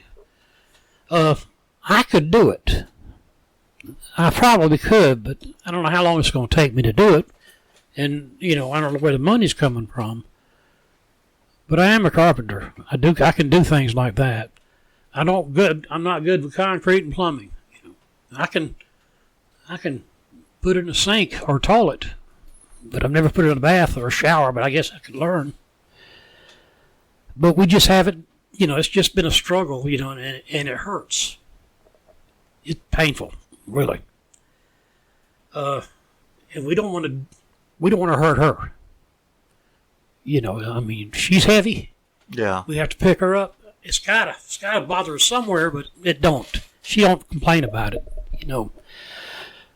But when we come back from the hospital back in 2014, she started complaining about her foot hurting. And we've tried everything, and we cannot make that pain go away. The doctors can't make it go away. Sometimes it gets to the point where she's used to it, we think. But other times she'll sit there. But she's in that chair all day long. She'll be in that chair. We can't get her to... She won't go to bed until after like 11, 12 o'clock, And the other thing is bath night. We can't bathe her every night unless she messes herself. And then that's another job, Normally get her to the toilet. Then it's like 2 feet from the toilet to the tub. Mm-hmm. Me and the wife get on each side of her. We have to lift her off the toilet and set her on the side of the tub. Before, we used to put her all the way in the tub. Now that she's got so heavy, we can't do that anymore. So what we do is we pick her up, get her back to near the bottom, back of the tub we can. We pick her up, and we lower her down the tub with her legs hanging out. And that's how we bathe her.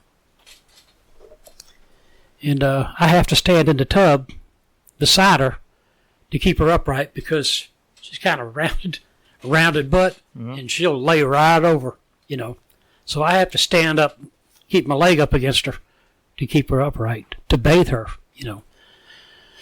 Then we got to pull her out the tub. We dry her a little bit, then we pull her out to the edge of the tub, dry her some more, then we put her in the toilet, finish drying her. The wife does her hair and, blow dries her hair and puts deodorant on her, and we dress her for bed, put her in the Hoyer, put her in bed. But it's not been fun. It really hasn't, and then when I realized the hospital did this here, it was too late for me to go get into legal action, which I still think is stupid, they did it, whatever they did, they never took her out of the bed but twice, and she didn't do nothing but sit in a chair the whole time she was in the hospital. What they did, they overloaded her on antibiotics, and that's what gave her pneumonia. Her lungs filled up with water, and we almost lost her. She was in ICU for a few days, but we didn't, which is good. Thank God we didn't. But she's the center of our house, Kelly. I'll let you meet her when we go out. But she is the center of our house. Everything centers around her. She can't communicate like everybody else, We know some things she says. She's gotten where she's repeating herself. It's like we understand her saying the word back, but she says it constantly, back. And we don't know what sometimes she gets loud. She's like she's yelling at us, She's telling us something, but we don't know what the hell she's saying, She used to say, when she had to go to the bathroom, she'd say, come me. you know. So we get her to the bathroom. She had to go. Now she just does it right there where she's at in that diaper, rocks back and forth. She starts saying things. We don't know what she's saying. As you use the bathroom, we have to actually stick our face down on there to sniff to see if she had to go to the bathroom, you know. But poor thing, you know, we used to go to Disney World. See, I told you I had a nephew. Yeah, nephew. And he got us half price on resorts, you know, for 5 or 6 years while he was a resort manager. You know, he put it on his card, and I mean, we paid half price, but we'd stay a whole week. Mm-hmm. And she loved it. But then again, she could get in and out of the wheelchair and get on the rides. Sure. Now she can't, you know. So there's no more fun for her there. I don't think she'd want to do it anymore anyway, because she's, like I say, she's 43 years old now. I think she's kind of out of it. She likes to see Mickey every now and then. Mm-hmm. But her favorite thing, believe it or not, she's got 3 favorite things she likes to watch on TV. One is Family Feud. She loves Steve Harvey. She used to love Bob Barker on Price is Right. She's not a fan of Drew Carey. I mean, she watches it if she's awake. She loves Ridiculousness. Do you ever watch Ridiculousness? Oh, that MTV show? No. Yeah. I know of it, but I don't watch it. Yeah, she's got to watch. She sees that. Sometimes they do reruns and stuff. I mean, but she'll watch that, and then she likes to. She goes to these. It's a show called. Well, basically, these real estate shows. You know, people buying houses in different places. Oh, you know. yeah, the HGTV shows. Yeah, just that reality. She likes that kind of stuff. She don't. She'll see somebody talking like the news. She'll sit there and laugh, but she don't know what they're saying. I mean, she'll laugh at them. But if there's something she's watching and we turn it off, we can't chill. She'll let us know, I want that back on, you know. But that's Kelly. I won't do anything in the world for her. We're going to, you know.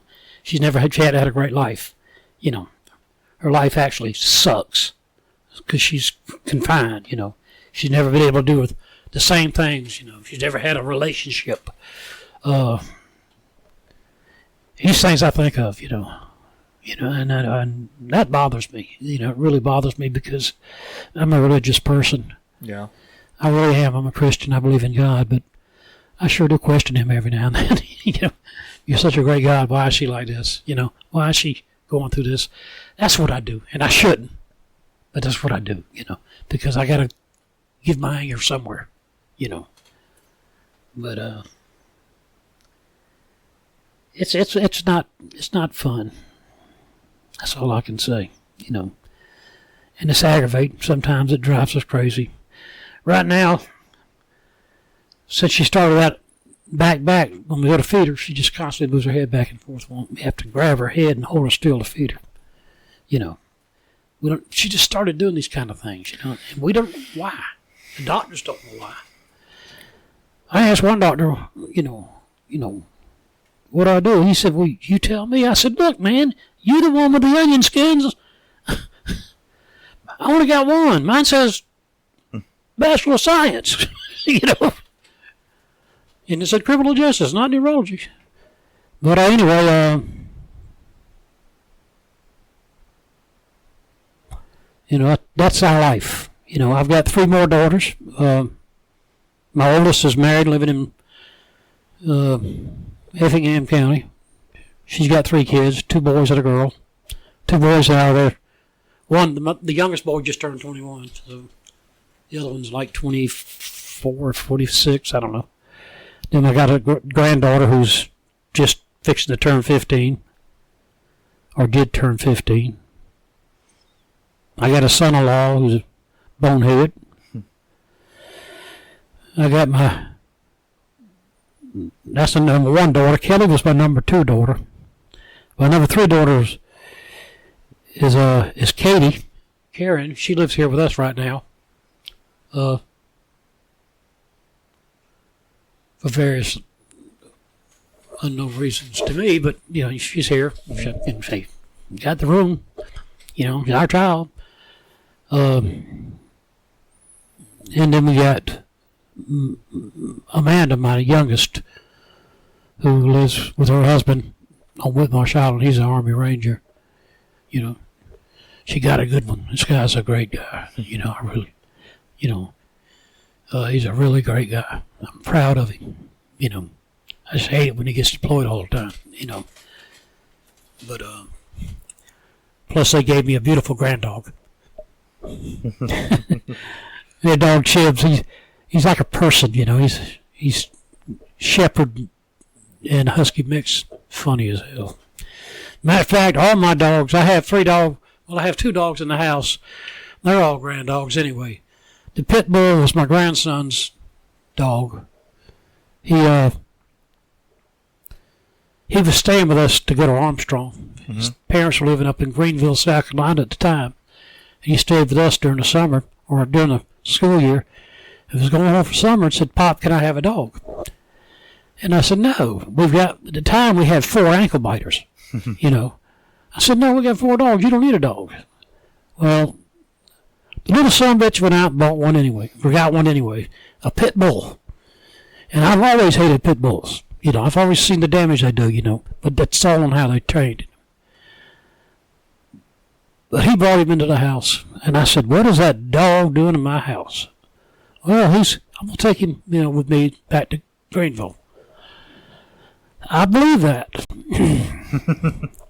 Now he's my wife's dog. And that dog protects my wife. I mean, he's a shithead. Me and him get along great, you know. He's my buddy, you know. But he's my wife's dog. And he'll let you know that in a heartbeat. And then we got a little black Shih Tzu who's is Karen's dog.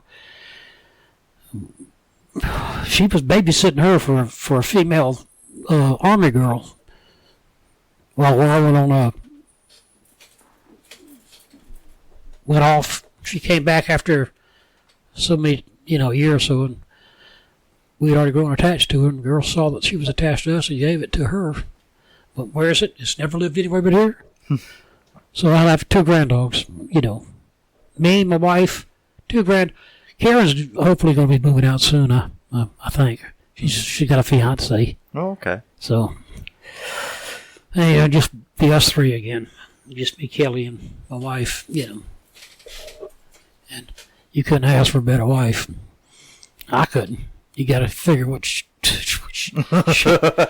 shit she's put up to with, you know, for, 48 years? You know, we got married in 70, so it's 48 years, right? Yeah, 48 years. Yeah. Well, this June, June's already passed.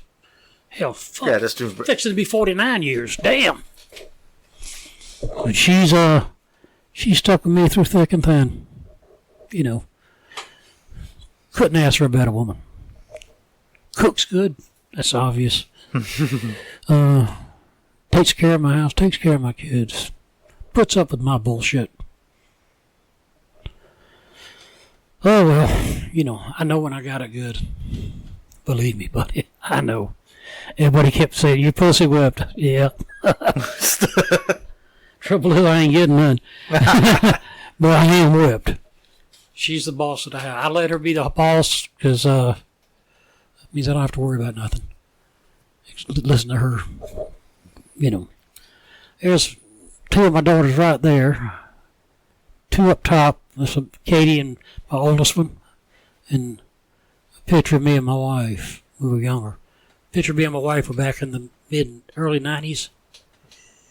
And that one up there, that little one, that little girl, that's one of my niece's daughter. Shit. But I got some beautiful kids, man. Anything else? There's a couple more questions. Sure.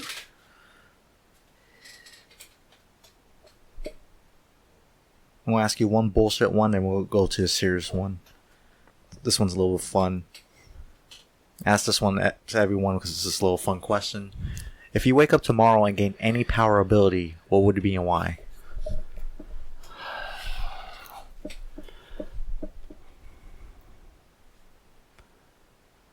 The power to heal. So I could take care of my daughter. That would be the first one. That's all I want. I want to see my daughter be normal. It ain't gonna ever happen, but I want to see her normal. That would be my power. Sure, I'd like to be Superman. You know, that ain't gonna happen. You know, that'd be fun too. Be able to stop a lot of stuff. I don't know how you'd do it, you know, but Superman always did it on TV. So, but the biggest thing about it is if I had that power to put my hands on my daughter and heal her to be perfect,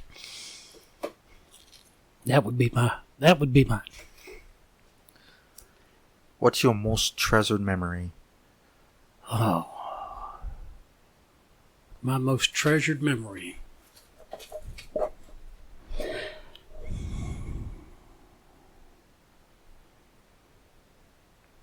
My wedding day. That was my most treasured memory.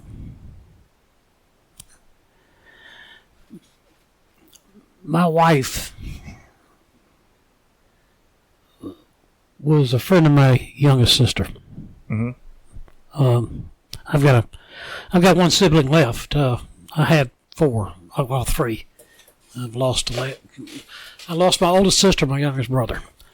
But Peggy and Caroline, my wife, hung out together, you know, and she had a crush on me. But back then, I thought my shit didn't stink. I thought I could have anything I wanted, you know. And she remembered that, me being conceited and all. I never paid that much attention to her. Then I saw her one night. I'll never forget, it was my senior year of high school. I had screwed up my graduation envelopes. Mm-hmm. So I ran down to Kmart with a buddy of mine, my Peggy's boyfriend. Down to Kmart to get some envelopes, which you're not going to find for invitations for high school. Mm-hmm. But her and her girlfriend, they drove up. And I looked up and I saw these long, gorgeous legs get out of a car. I said, God almighty, would you look at them legs? And he said, man, those are great. I said, wait a minute, I know that girl. You know, why? No, you don't. I said, yeah, I know that girl. Oh, you're full of shit. I know her. And I approached her. I said, how you been doing? Fine, how are you? You know, hey, I'd like to call you one time. Well, you know, whatever. I ended up eventually having to get her phone number from my sister. She begrudgingly started dating me. But as every other woman around that gets close to me, that they fall in love with me. They say I got this magic, which I've only got that one woman there. But we've been together since. And I'll never forget the day we married. That was the most beautiful thing I ever seen in my life. She come out, boy, and she was absolutely gorgeous. And my daddy was my best man. We were outside. We got married at Hunter, at the chapel at Hunter Airfield, because my father-in-law was in the Air Force. So he ran the NCO club for the reception and everything I do. But my daddy was my best man, and we were outside waiting for the wedding, you know, and he's trying to talk me out of it. Don't do this. You'll regret it. And all of a sudden the wedding march started, and I'm outside. Everybody, where in the hell is the damn groom? Mm-hmm. What my asshole father did, which was crazy. I never forget when we, during the wedding, we had to kneel down with the priest. And on the bottom of my shoes, he wrote HE on one and LP on the other. And the crowd and the audience were laughing at that, and I'm trying to look at my wife. What are they laughing at? You know, I didn't know. You know, and everybody told me later on, he said, you seen the bottom of your shoes? I said, no, I don't look at the bottom of my shoes. And I looked at him, I said, you son of a bitch. Anyway, but I remember that day, and it was funny because I had to go downtown to Oglethorpe in Jefferson, right there next to the Civic Center. There's an old hotel there. It used to be called the Downtowner. It's a SCAD dormitory now. Yeah. My grandmother worked there. She was an auditor there. And my honeymoon was Atlanta. We were going to go to Atlanta and to Six Flags for our honeymoon. And it's a downtowner in Atlanta, you know. So I had to drive up Drayton Street from Hunter to get to the downtowner to get our paperwork for the room. And my daddy had the police waiting on me. And at Drayton and Charlton, they pulled me over. They were going to put me in jail. You know, that's what they were going to do. It was, well, one of them was Sergeant Crowder. You got to know him. He was something special. Did you know Captain Hieronymus? No. You never met Captain? He was in Precinct 5. He was one of the officers that stopped me, and another one, Gary Wilcoxon. And they snatched me out of the car, and they were fixing to put me in jail when a cutting went out. You know, and they had to run. They couldn't get. I got in the car and hauled ass. They said, "You lucky that it's called a Signal 3 back then. So you lucky that happened, you know." But I'll just never forget the look on how beautiful my wife was when we got married. I was just like, I had butterflies in my stomach, you know, and God, she's so pretty, you know. And that's got to be my best, you know. Well, I got more than one best, actually, you know. My last 2 kids, I was there when they were born. And when you watch a young kid come out you know, the wahoo, that'll affect you greatly. I don't think nothing great. I mean, that's great, you know, watching that happen. Hey, I made that. Or I helped make it. Damn, that child's got a big mouth. But that was my best. That's my best memory, my wedding day, getting married to that woman. I'm going to finish this off the last question. This is a question I ask everyone. It's a very, it's a 2-part question. It's a very deep question, but it's very telling too. What is the worst thing you've ever done in your life? And what is the best thing you've ever done in your life?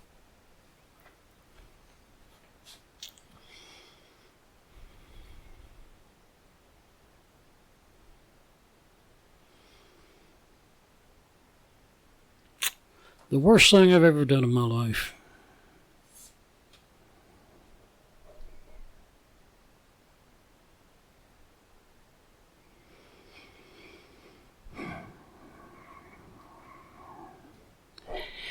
That would have to be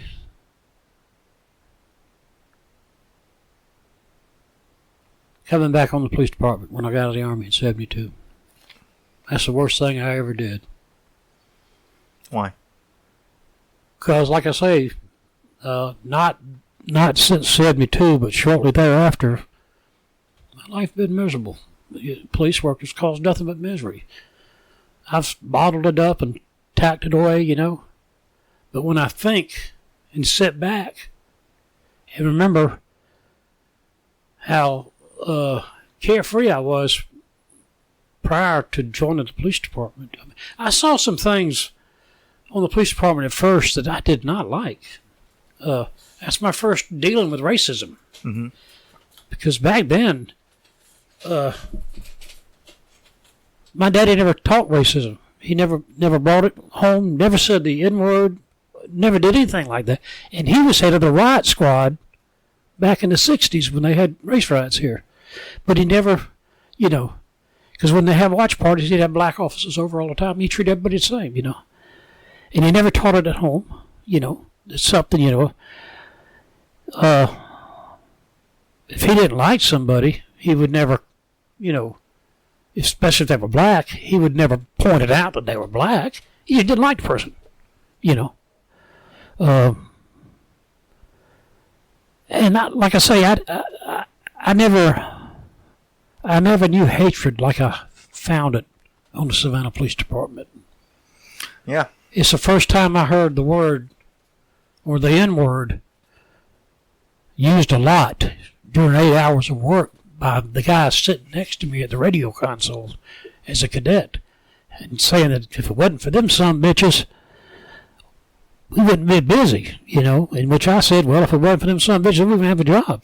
You know, I mean, even though, I mean, that's the way it was. The majority of the people called in were black, you know. Yeah, Savannah. It's the nature of the beast, you know. I mean, you know, but the thing about it is, what you run into is you run into white rednecks. And I would rather fight 4 or 5 blacks than one white rednecks. You know, redneck try to kill you. Black man just want to hurt you, you know, make it look good, but white guy gonna kill you. But though that was the worst thing that ever happened to me because it changed my whole outlook on life. I had to go through a learning process back and forth. I had this mentality about me that was taught to me because I was 18 when I started. And I didn't look at it as hate, but that's what it was. And that's a very strong emotion. I don't like hate. I can't stand hate. I hate hate, you know. But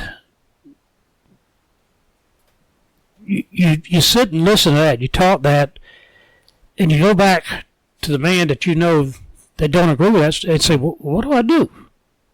Don't listen to it. Well, how do you not listen to it, you know? And then something happens to make it worse, you know. I go in the Army, and I get chewed out by my sergeant for doing something wrong. I go out into a damn PT field to smoke a cigarette. Mm-hmm. 2 black guys jump me. You know. That didn't help my hate at all, you know. Then I get out and I come back on the police department, and, you know, I didn't go after people or do something because somebody was black. Because everywhere I rode, that's all there was. There wasn't no white people where I rode. When I first started, I rode downtown. There wasn't whites. If you saw a white, you ride behind a car. The only ones you were dealing with or had dealings with were blacks. And they see you poor blacks. And you grow to hate them, you know. You just, why? Because they're there and they're causing you to, you know, put up with their bullshit. You know, there's nothing I hate more than anything than going to somebody's house. My son won't listen to me. Beat his ass. You know, you call me, it's not my problem. But anyway, biggest thing happens, was a guy named Dennis Brocklin. I'll never forget him. Dennis was a sergeant on the police department who ended up going into a captain's position mainly to do the budget research, training, what have you. He told me to go to college. I said, college? What the hell I want to go to college for? He said, well, number one, you got the veterans thing. You got some money there. But you'll be surprised at what it does for you.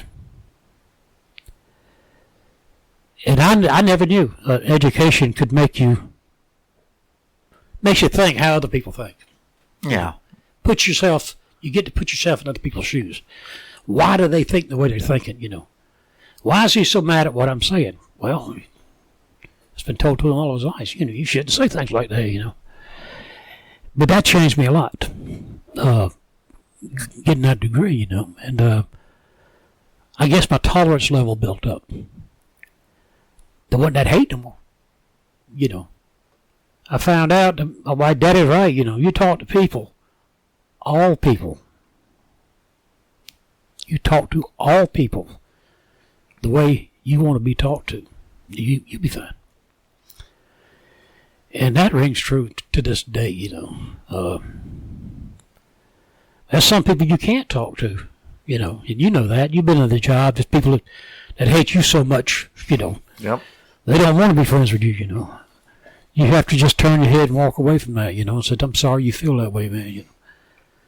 But that's the worst thing I ever did, because it's caused me so much grief. I've had so much grief in my life because of police work. I keep going back for more because I love the job so much. But I had so much grief because of police work. That last 7 years at Precinct 4 was some of the worst of my life. You know. Because I was on the county police having a good time. I mean, I got accused of stealing some dopers' money one time, and It caused me a lot of problems, with that chief because he was a Fed and automatically, I'm guilty. But I had to fight that and I won it. But still, one of the very few fights against me that I won. The way I wanted to come out. But police work has caused me a lot of problems, a lot of grief. There's all kind of different ways you can go with that, My kid brother, a career criminal, not violent, doper, career. That's all he cared about, Found him dead in his truck at Bell's Landing last year. Well, this year, back in February. Had a heart attack. 4 years younger than me. My younger brother. But when I say that's bad about police work, it's because he did everything he could do to go against what me and my dad stood for. He told us that, He didn't like the idea that we were both cops. He thought because I had long hair and I played in a band before I went in the police department that I was going to be a pot-smoking hippie like him. Never going to happen. I had long hair, but I played drums in a band. I was damn good, too. I would have liked to have been an entertainer. That's what I would have liked, but it's not there. Because I do love to tell jokes. Sometimes I do a little off-color thing every now and then. Not thinking. Yeah, I didn't like that joke. I'm sorry. I've already told it. I can't take it back. But that's got to be the worst thing. Being going back on that police department when my daddy tried to tell me not to. And what's the best thing you ever did? Best thing I ever did? Yes. Married that woman up front. I had got to go back to it because that's the best thing I ever did. Man, you just don't know. I mean, there's nothing I can do to. I don't have enough time in the world to tell you what that woman means to me and what she's done for me. Sure, she's pissed me off. Sure, she pisses me off all the damn time. But I love her more than anything in this world. Still want to meet Cher. I still want to meet Cher. But no, I had this thing about Cher has been a fantasy. I mean, it's never been a sexual fantasy. It never has been. I mean, you look at her, But I've heard her talk. I check up on her. You adore her. I do adore her. Yeah. And I said, I want to meet her. I just want to meet her, So, wife don't know. I sent her a letter last week to the address of that house, asking her if I could meet her when she comes to Jacksonville next year in January. I said, I live right down the road in Savannah. I'll be, all I got to do is run down to Jacksonville. All I want to do is meet you. That's all I want. To meet you. To shake your hand. Just to be there. To say, I talked to you. You said my name. You said hey to me. Then I can come home and I can live out the rest of my life saying, one of my dreams has come true. But best thing I ever did was marry that woman I'm married to. That's the best thing I ever did.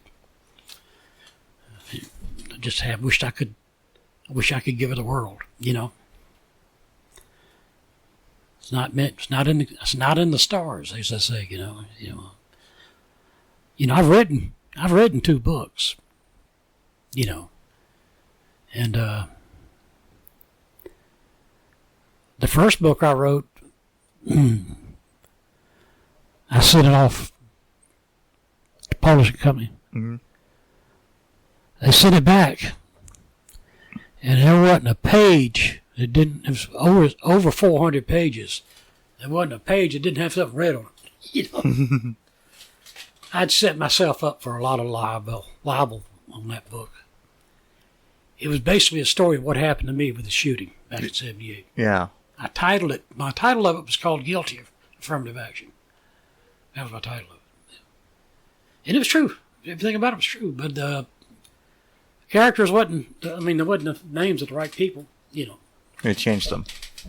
But if you read the book and you're from Savannah, you'd know exactly. Get back a little bit closer to the mic. If you read the book and and from Savannah, you'd know exactly who I was talking about. Mm-hmm.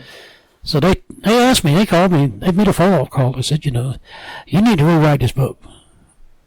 Read through our notes, and you just have to change a lot. Your grammar's okay, but you got some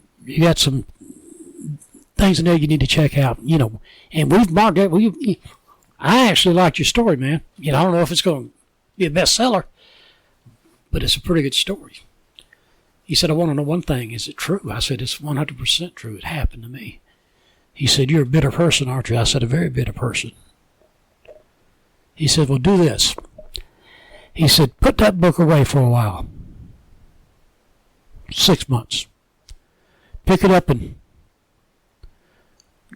read it yourself. Don't read the footnotes and side marks that we put in there. Just read the book how you wrote it. And think about it. Because you'll see just how bitter you are. It's all over that book. That you're one mad individual. But it's a good story. It's believable. And then I wrote another one called So You Want to Be a Cop. And that was nothing but pure humor from the day you apply all the way up to you're out there riding a beat, as an old timer. I went through all the different stages you go through, because there are different stages you go through, I never forget my first day on the job. That badge was so heavy. And, hell, I can tell you a story about that day because that was funny as hell. If you want to hear it. Yeah. We were driving down Brown. I had a training officer who was one of the meanest son of a bitches I ever known. This guy was just mean.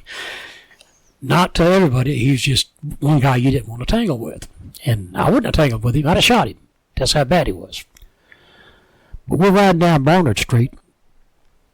Right there about Walburg, downtown, And I look around and see this black guy walking down the street. And I just looked at him. And I had my mirrored sunglasses. You can imagine back in the 70s, 72, having mirrored sunglasses, and me and him got into a staring contest. And I had to turn my neck backwards. And I looked back at my training officer. I said, I'm going to turn around. I'm going to talk to that sumbitch. He said, why? I said, I didn't like the way he looked at me. Said, okay. He turned the car around and went back. We pulled up. I got out, stood in the middle of the sidewalk, waited for him to approach me. He stopped. He said, can I help you, officer? I said, what's your fucking problem, boy? Then he looked at me. He said, well, number one, I'm not a boy. Number two, you was staring at me. I'm just staring back. I ain't done nothing, man. Let me see your ID. I said, no, you're not going to see my ID. I said, let me see your ID. You've got the ID. Let me see it. I'm not giving you my ID. So I pulled my nightstick out. And I put it right at the tip of his nose. I said, let me see your fucking ID. And he took my nightstick away from me. And I went to draw my weapon. Mm-hmm. He threw it on the ground, put his hands up and said, man, I ain't doing nothing. Well, I looked back at my training officer. He's sitting in the car looking at his fingernails. Well, what the fuck could I do, So I said, would you pick up my stick? He said, well, I said, pick up my stick for me, please. You going to shoot me? I know, it's next to your foot. I don't want to bend down there. So he picks it up, hands it to me. I put it back in this little loop. Sorry to bother you, man. Sent him on his way. Got back in the car. We drove for about 10 blocks. Yeah. He looked at me and said, so you're not such a badass after all, are you? That's what he said to me. No, I'm not, He said, then what was that all about? I didn't like it. He said, he ain't done nothing to you, man. What did he do to you? He just didn't. I don't like the way he looked at me. Ain't no law against looking, Yeah, but, there's a black guy, and he said, look, he wants to. You had, I'm surprised he didn't take your stick from you with your ass, Now you know. You're just not as bad as you think you are. chill out. You know, whatever he said back then, you know. You need to calm down is what he said. So, later on that night, we had these things back in the day it was leather-wrapped lead called a slapjack. Yeah. Blackjack, slapjack. A blackjack actually was spring-loaded. If you hit somebody, it goes, you know, where a slapjack is just, you hit one time. And, you know, I mean, that's, when you was a rookie, that's what you went to the damn uniform store and got you a slapjack. You know, I had one, you know.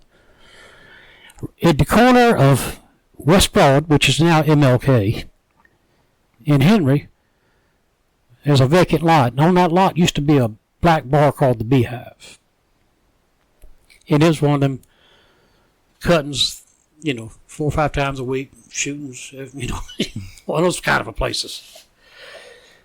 He pulls up in front of there. He gets out of the car and says, "Follow me." So we go in this bar. It is wall-to-wall people. And he's standing there looking around, and everybody looking at us, you know, what the hell are they doing in there, you know? 2 white cops. And he looks and he said, "You see that big sumbitch back there?" I said, "Yeah." He said, "I want you to work your way through the crowd, get up behind him, and I want you to hit him on the back of the head with that slapjack as hard as you can." I said, "You crazy?" He said, "No, I'm not. I just told you something to do. Now you do it." Okay. So I wheeled my way through the crowd. I got behind this big guy. This guy like 6'7", you know. And I pointed to him, and he said, "Yep." I came off the floor. Bap! Whacked that guy on the back of the head. He drops to his damn knees. I look at Jim White. He's gone. My training officer. Yeah. So there I am standing there, dead quiet. Sound like a shotgun going off when I hit him. He's still on the floor rubbing his head. And Jim White coming back in sight. Training officer. "I want y'all to meet Officer Kendrick."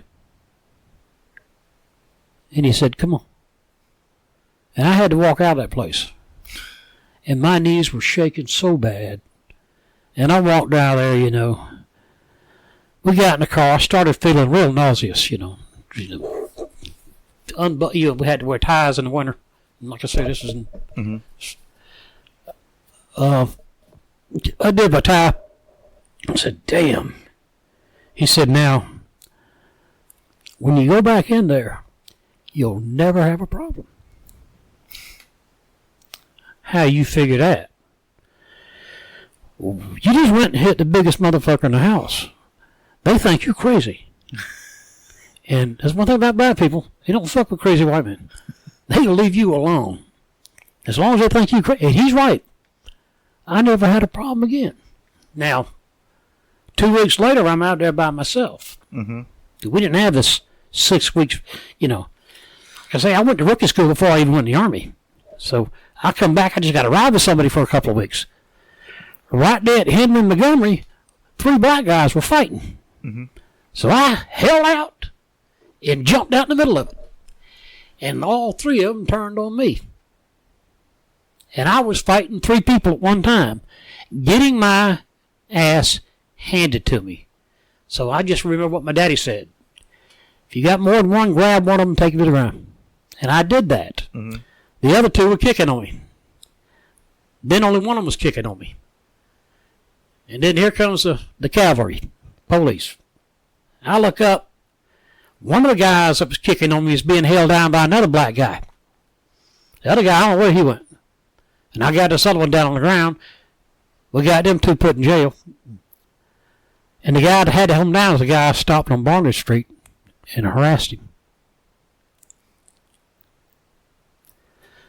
I said, "Man, you did it help, man." What can I say? And today, I don't know that man's name. To this day, I don't know his name. Oh, my God. But he pulled one of those guys off of me. Holy shit. Yeah, that's weird, ain't it? I've got so many stories. It's just hard to remember them all because of my age. My memory's getting bad. Well, we're going to have to end the show because I got to head back to. I figured you do. It's time. Jackson. Yeah, we did. 2 hours and 45 minutes. Wow. Good. It could go longer. Yeah. I want to thank you. Yep. It was a really great episode. You think so? Yeah. Fuck yeah. This was a good episode. Mm. So, it's one thing, like, we don't, in the press and the media, you don't hear a lot of honest stories. If you do hear an honest story, it probably came out by accident. My whole goal is just to get people's stories and just tell it as it is. And I'm happy that you gave me a chance to come over here to your house and drive up here to Savannah and get your story. I think it's pretty important. I'm glad to have you. I do like to talk. I've always been that way. I do like to tell my stories, especially the funny ones. You know, I mean, on something that's really weird out of line. I've had my bad times. I mean, there's nothing like getting a call of shots fired and walking around a dark corner and stepping into a damn pile of brains. That'll get to you. That'll make you sick. Or like I say, dealing with dead babies, dealing with anybody dead, but mainly dead babies. Anything wrong with a child, that'll tear you up. That's something, So I've seen the worst. I have. I really have. I've seen some really nasty stuff. Things I'll never forget. I'm glad I don't dream about them, but I'll never forget them. Every now and then they'll pop up, and I remember it. But and it's livid. It's right there what it was back then. But I chose the career to do it, and I wish to this day I wouldn't have. But then again, I'd have never gotten to meet a lot of people I met, because I met a whole bunch of people, and some of them were pretty good. Hell, I met Tom Hanks. He probably don't remember me, but I worked on the Forrest Gump set. Burt Reynolds, Burt's dead. Jerry Reed, he's dead. When they filmed Gator here, I met a lot of movie stars. Still ain't got to meet Sheriff. Not yet. Not yet. I doubt. I sent that letter to her residence. I'm sure it'll get returned to sender or something. They'll probably have a fan mail thing. At her house. I sent it to the residence, I don't know. I don't know if it's going to... they're those type of people, celebrities like that, they probably have managers that manage. Oh, I'm sure they do. It's just like I was looking to call her manager and say, is there any way? But I can't even get the manager number. I can't find the number nowhere. I just hated doing it by writing a letter. I want to do it by phone. Mm-hmm. But then again, I'm sure they think anybody's trying to... There got to be 1,000 people. Yeah, there probably is. 1 million people trying to... I want to meet you, So I'm holding my hopes open, but I doubt if it'll happen. If it happens, it'll surprise me. I will. It'll make my life, but it'll surprise me. All right, thank you for doing the episode. You're very welcome. Glad to see you. Glad to see you too. You guys, check out the website, atabooolife.com, where you can read some interesting articles, short stories, poems, and prose, because I am that sappy. And you can also check out other episodes of the podcast too. Also check out the show's Instagram and Twitter, so you can check out behind the scenes pictures. That's it. I hope you guys had a great Thanksgiving weekend, and enjoy the rest of the week.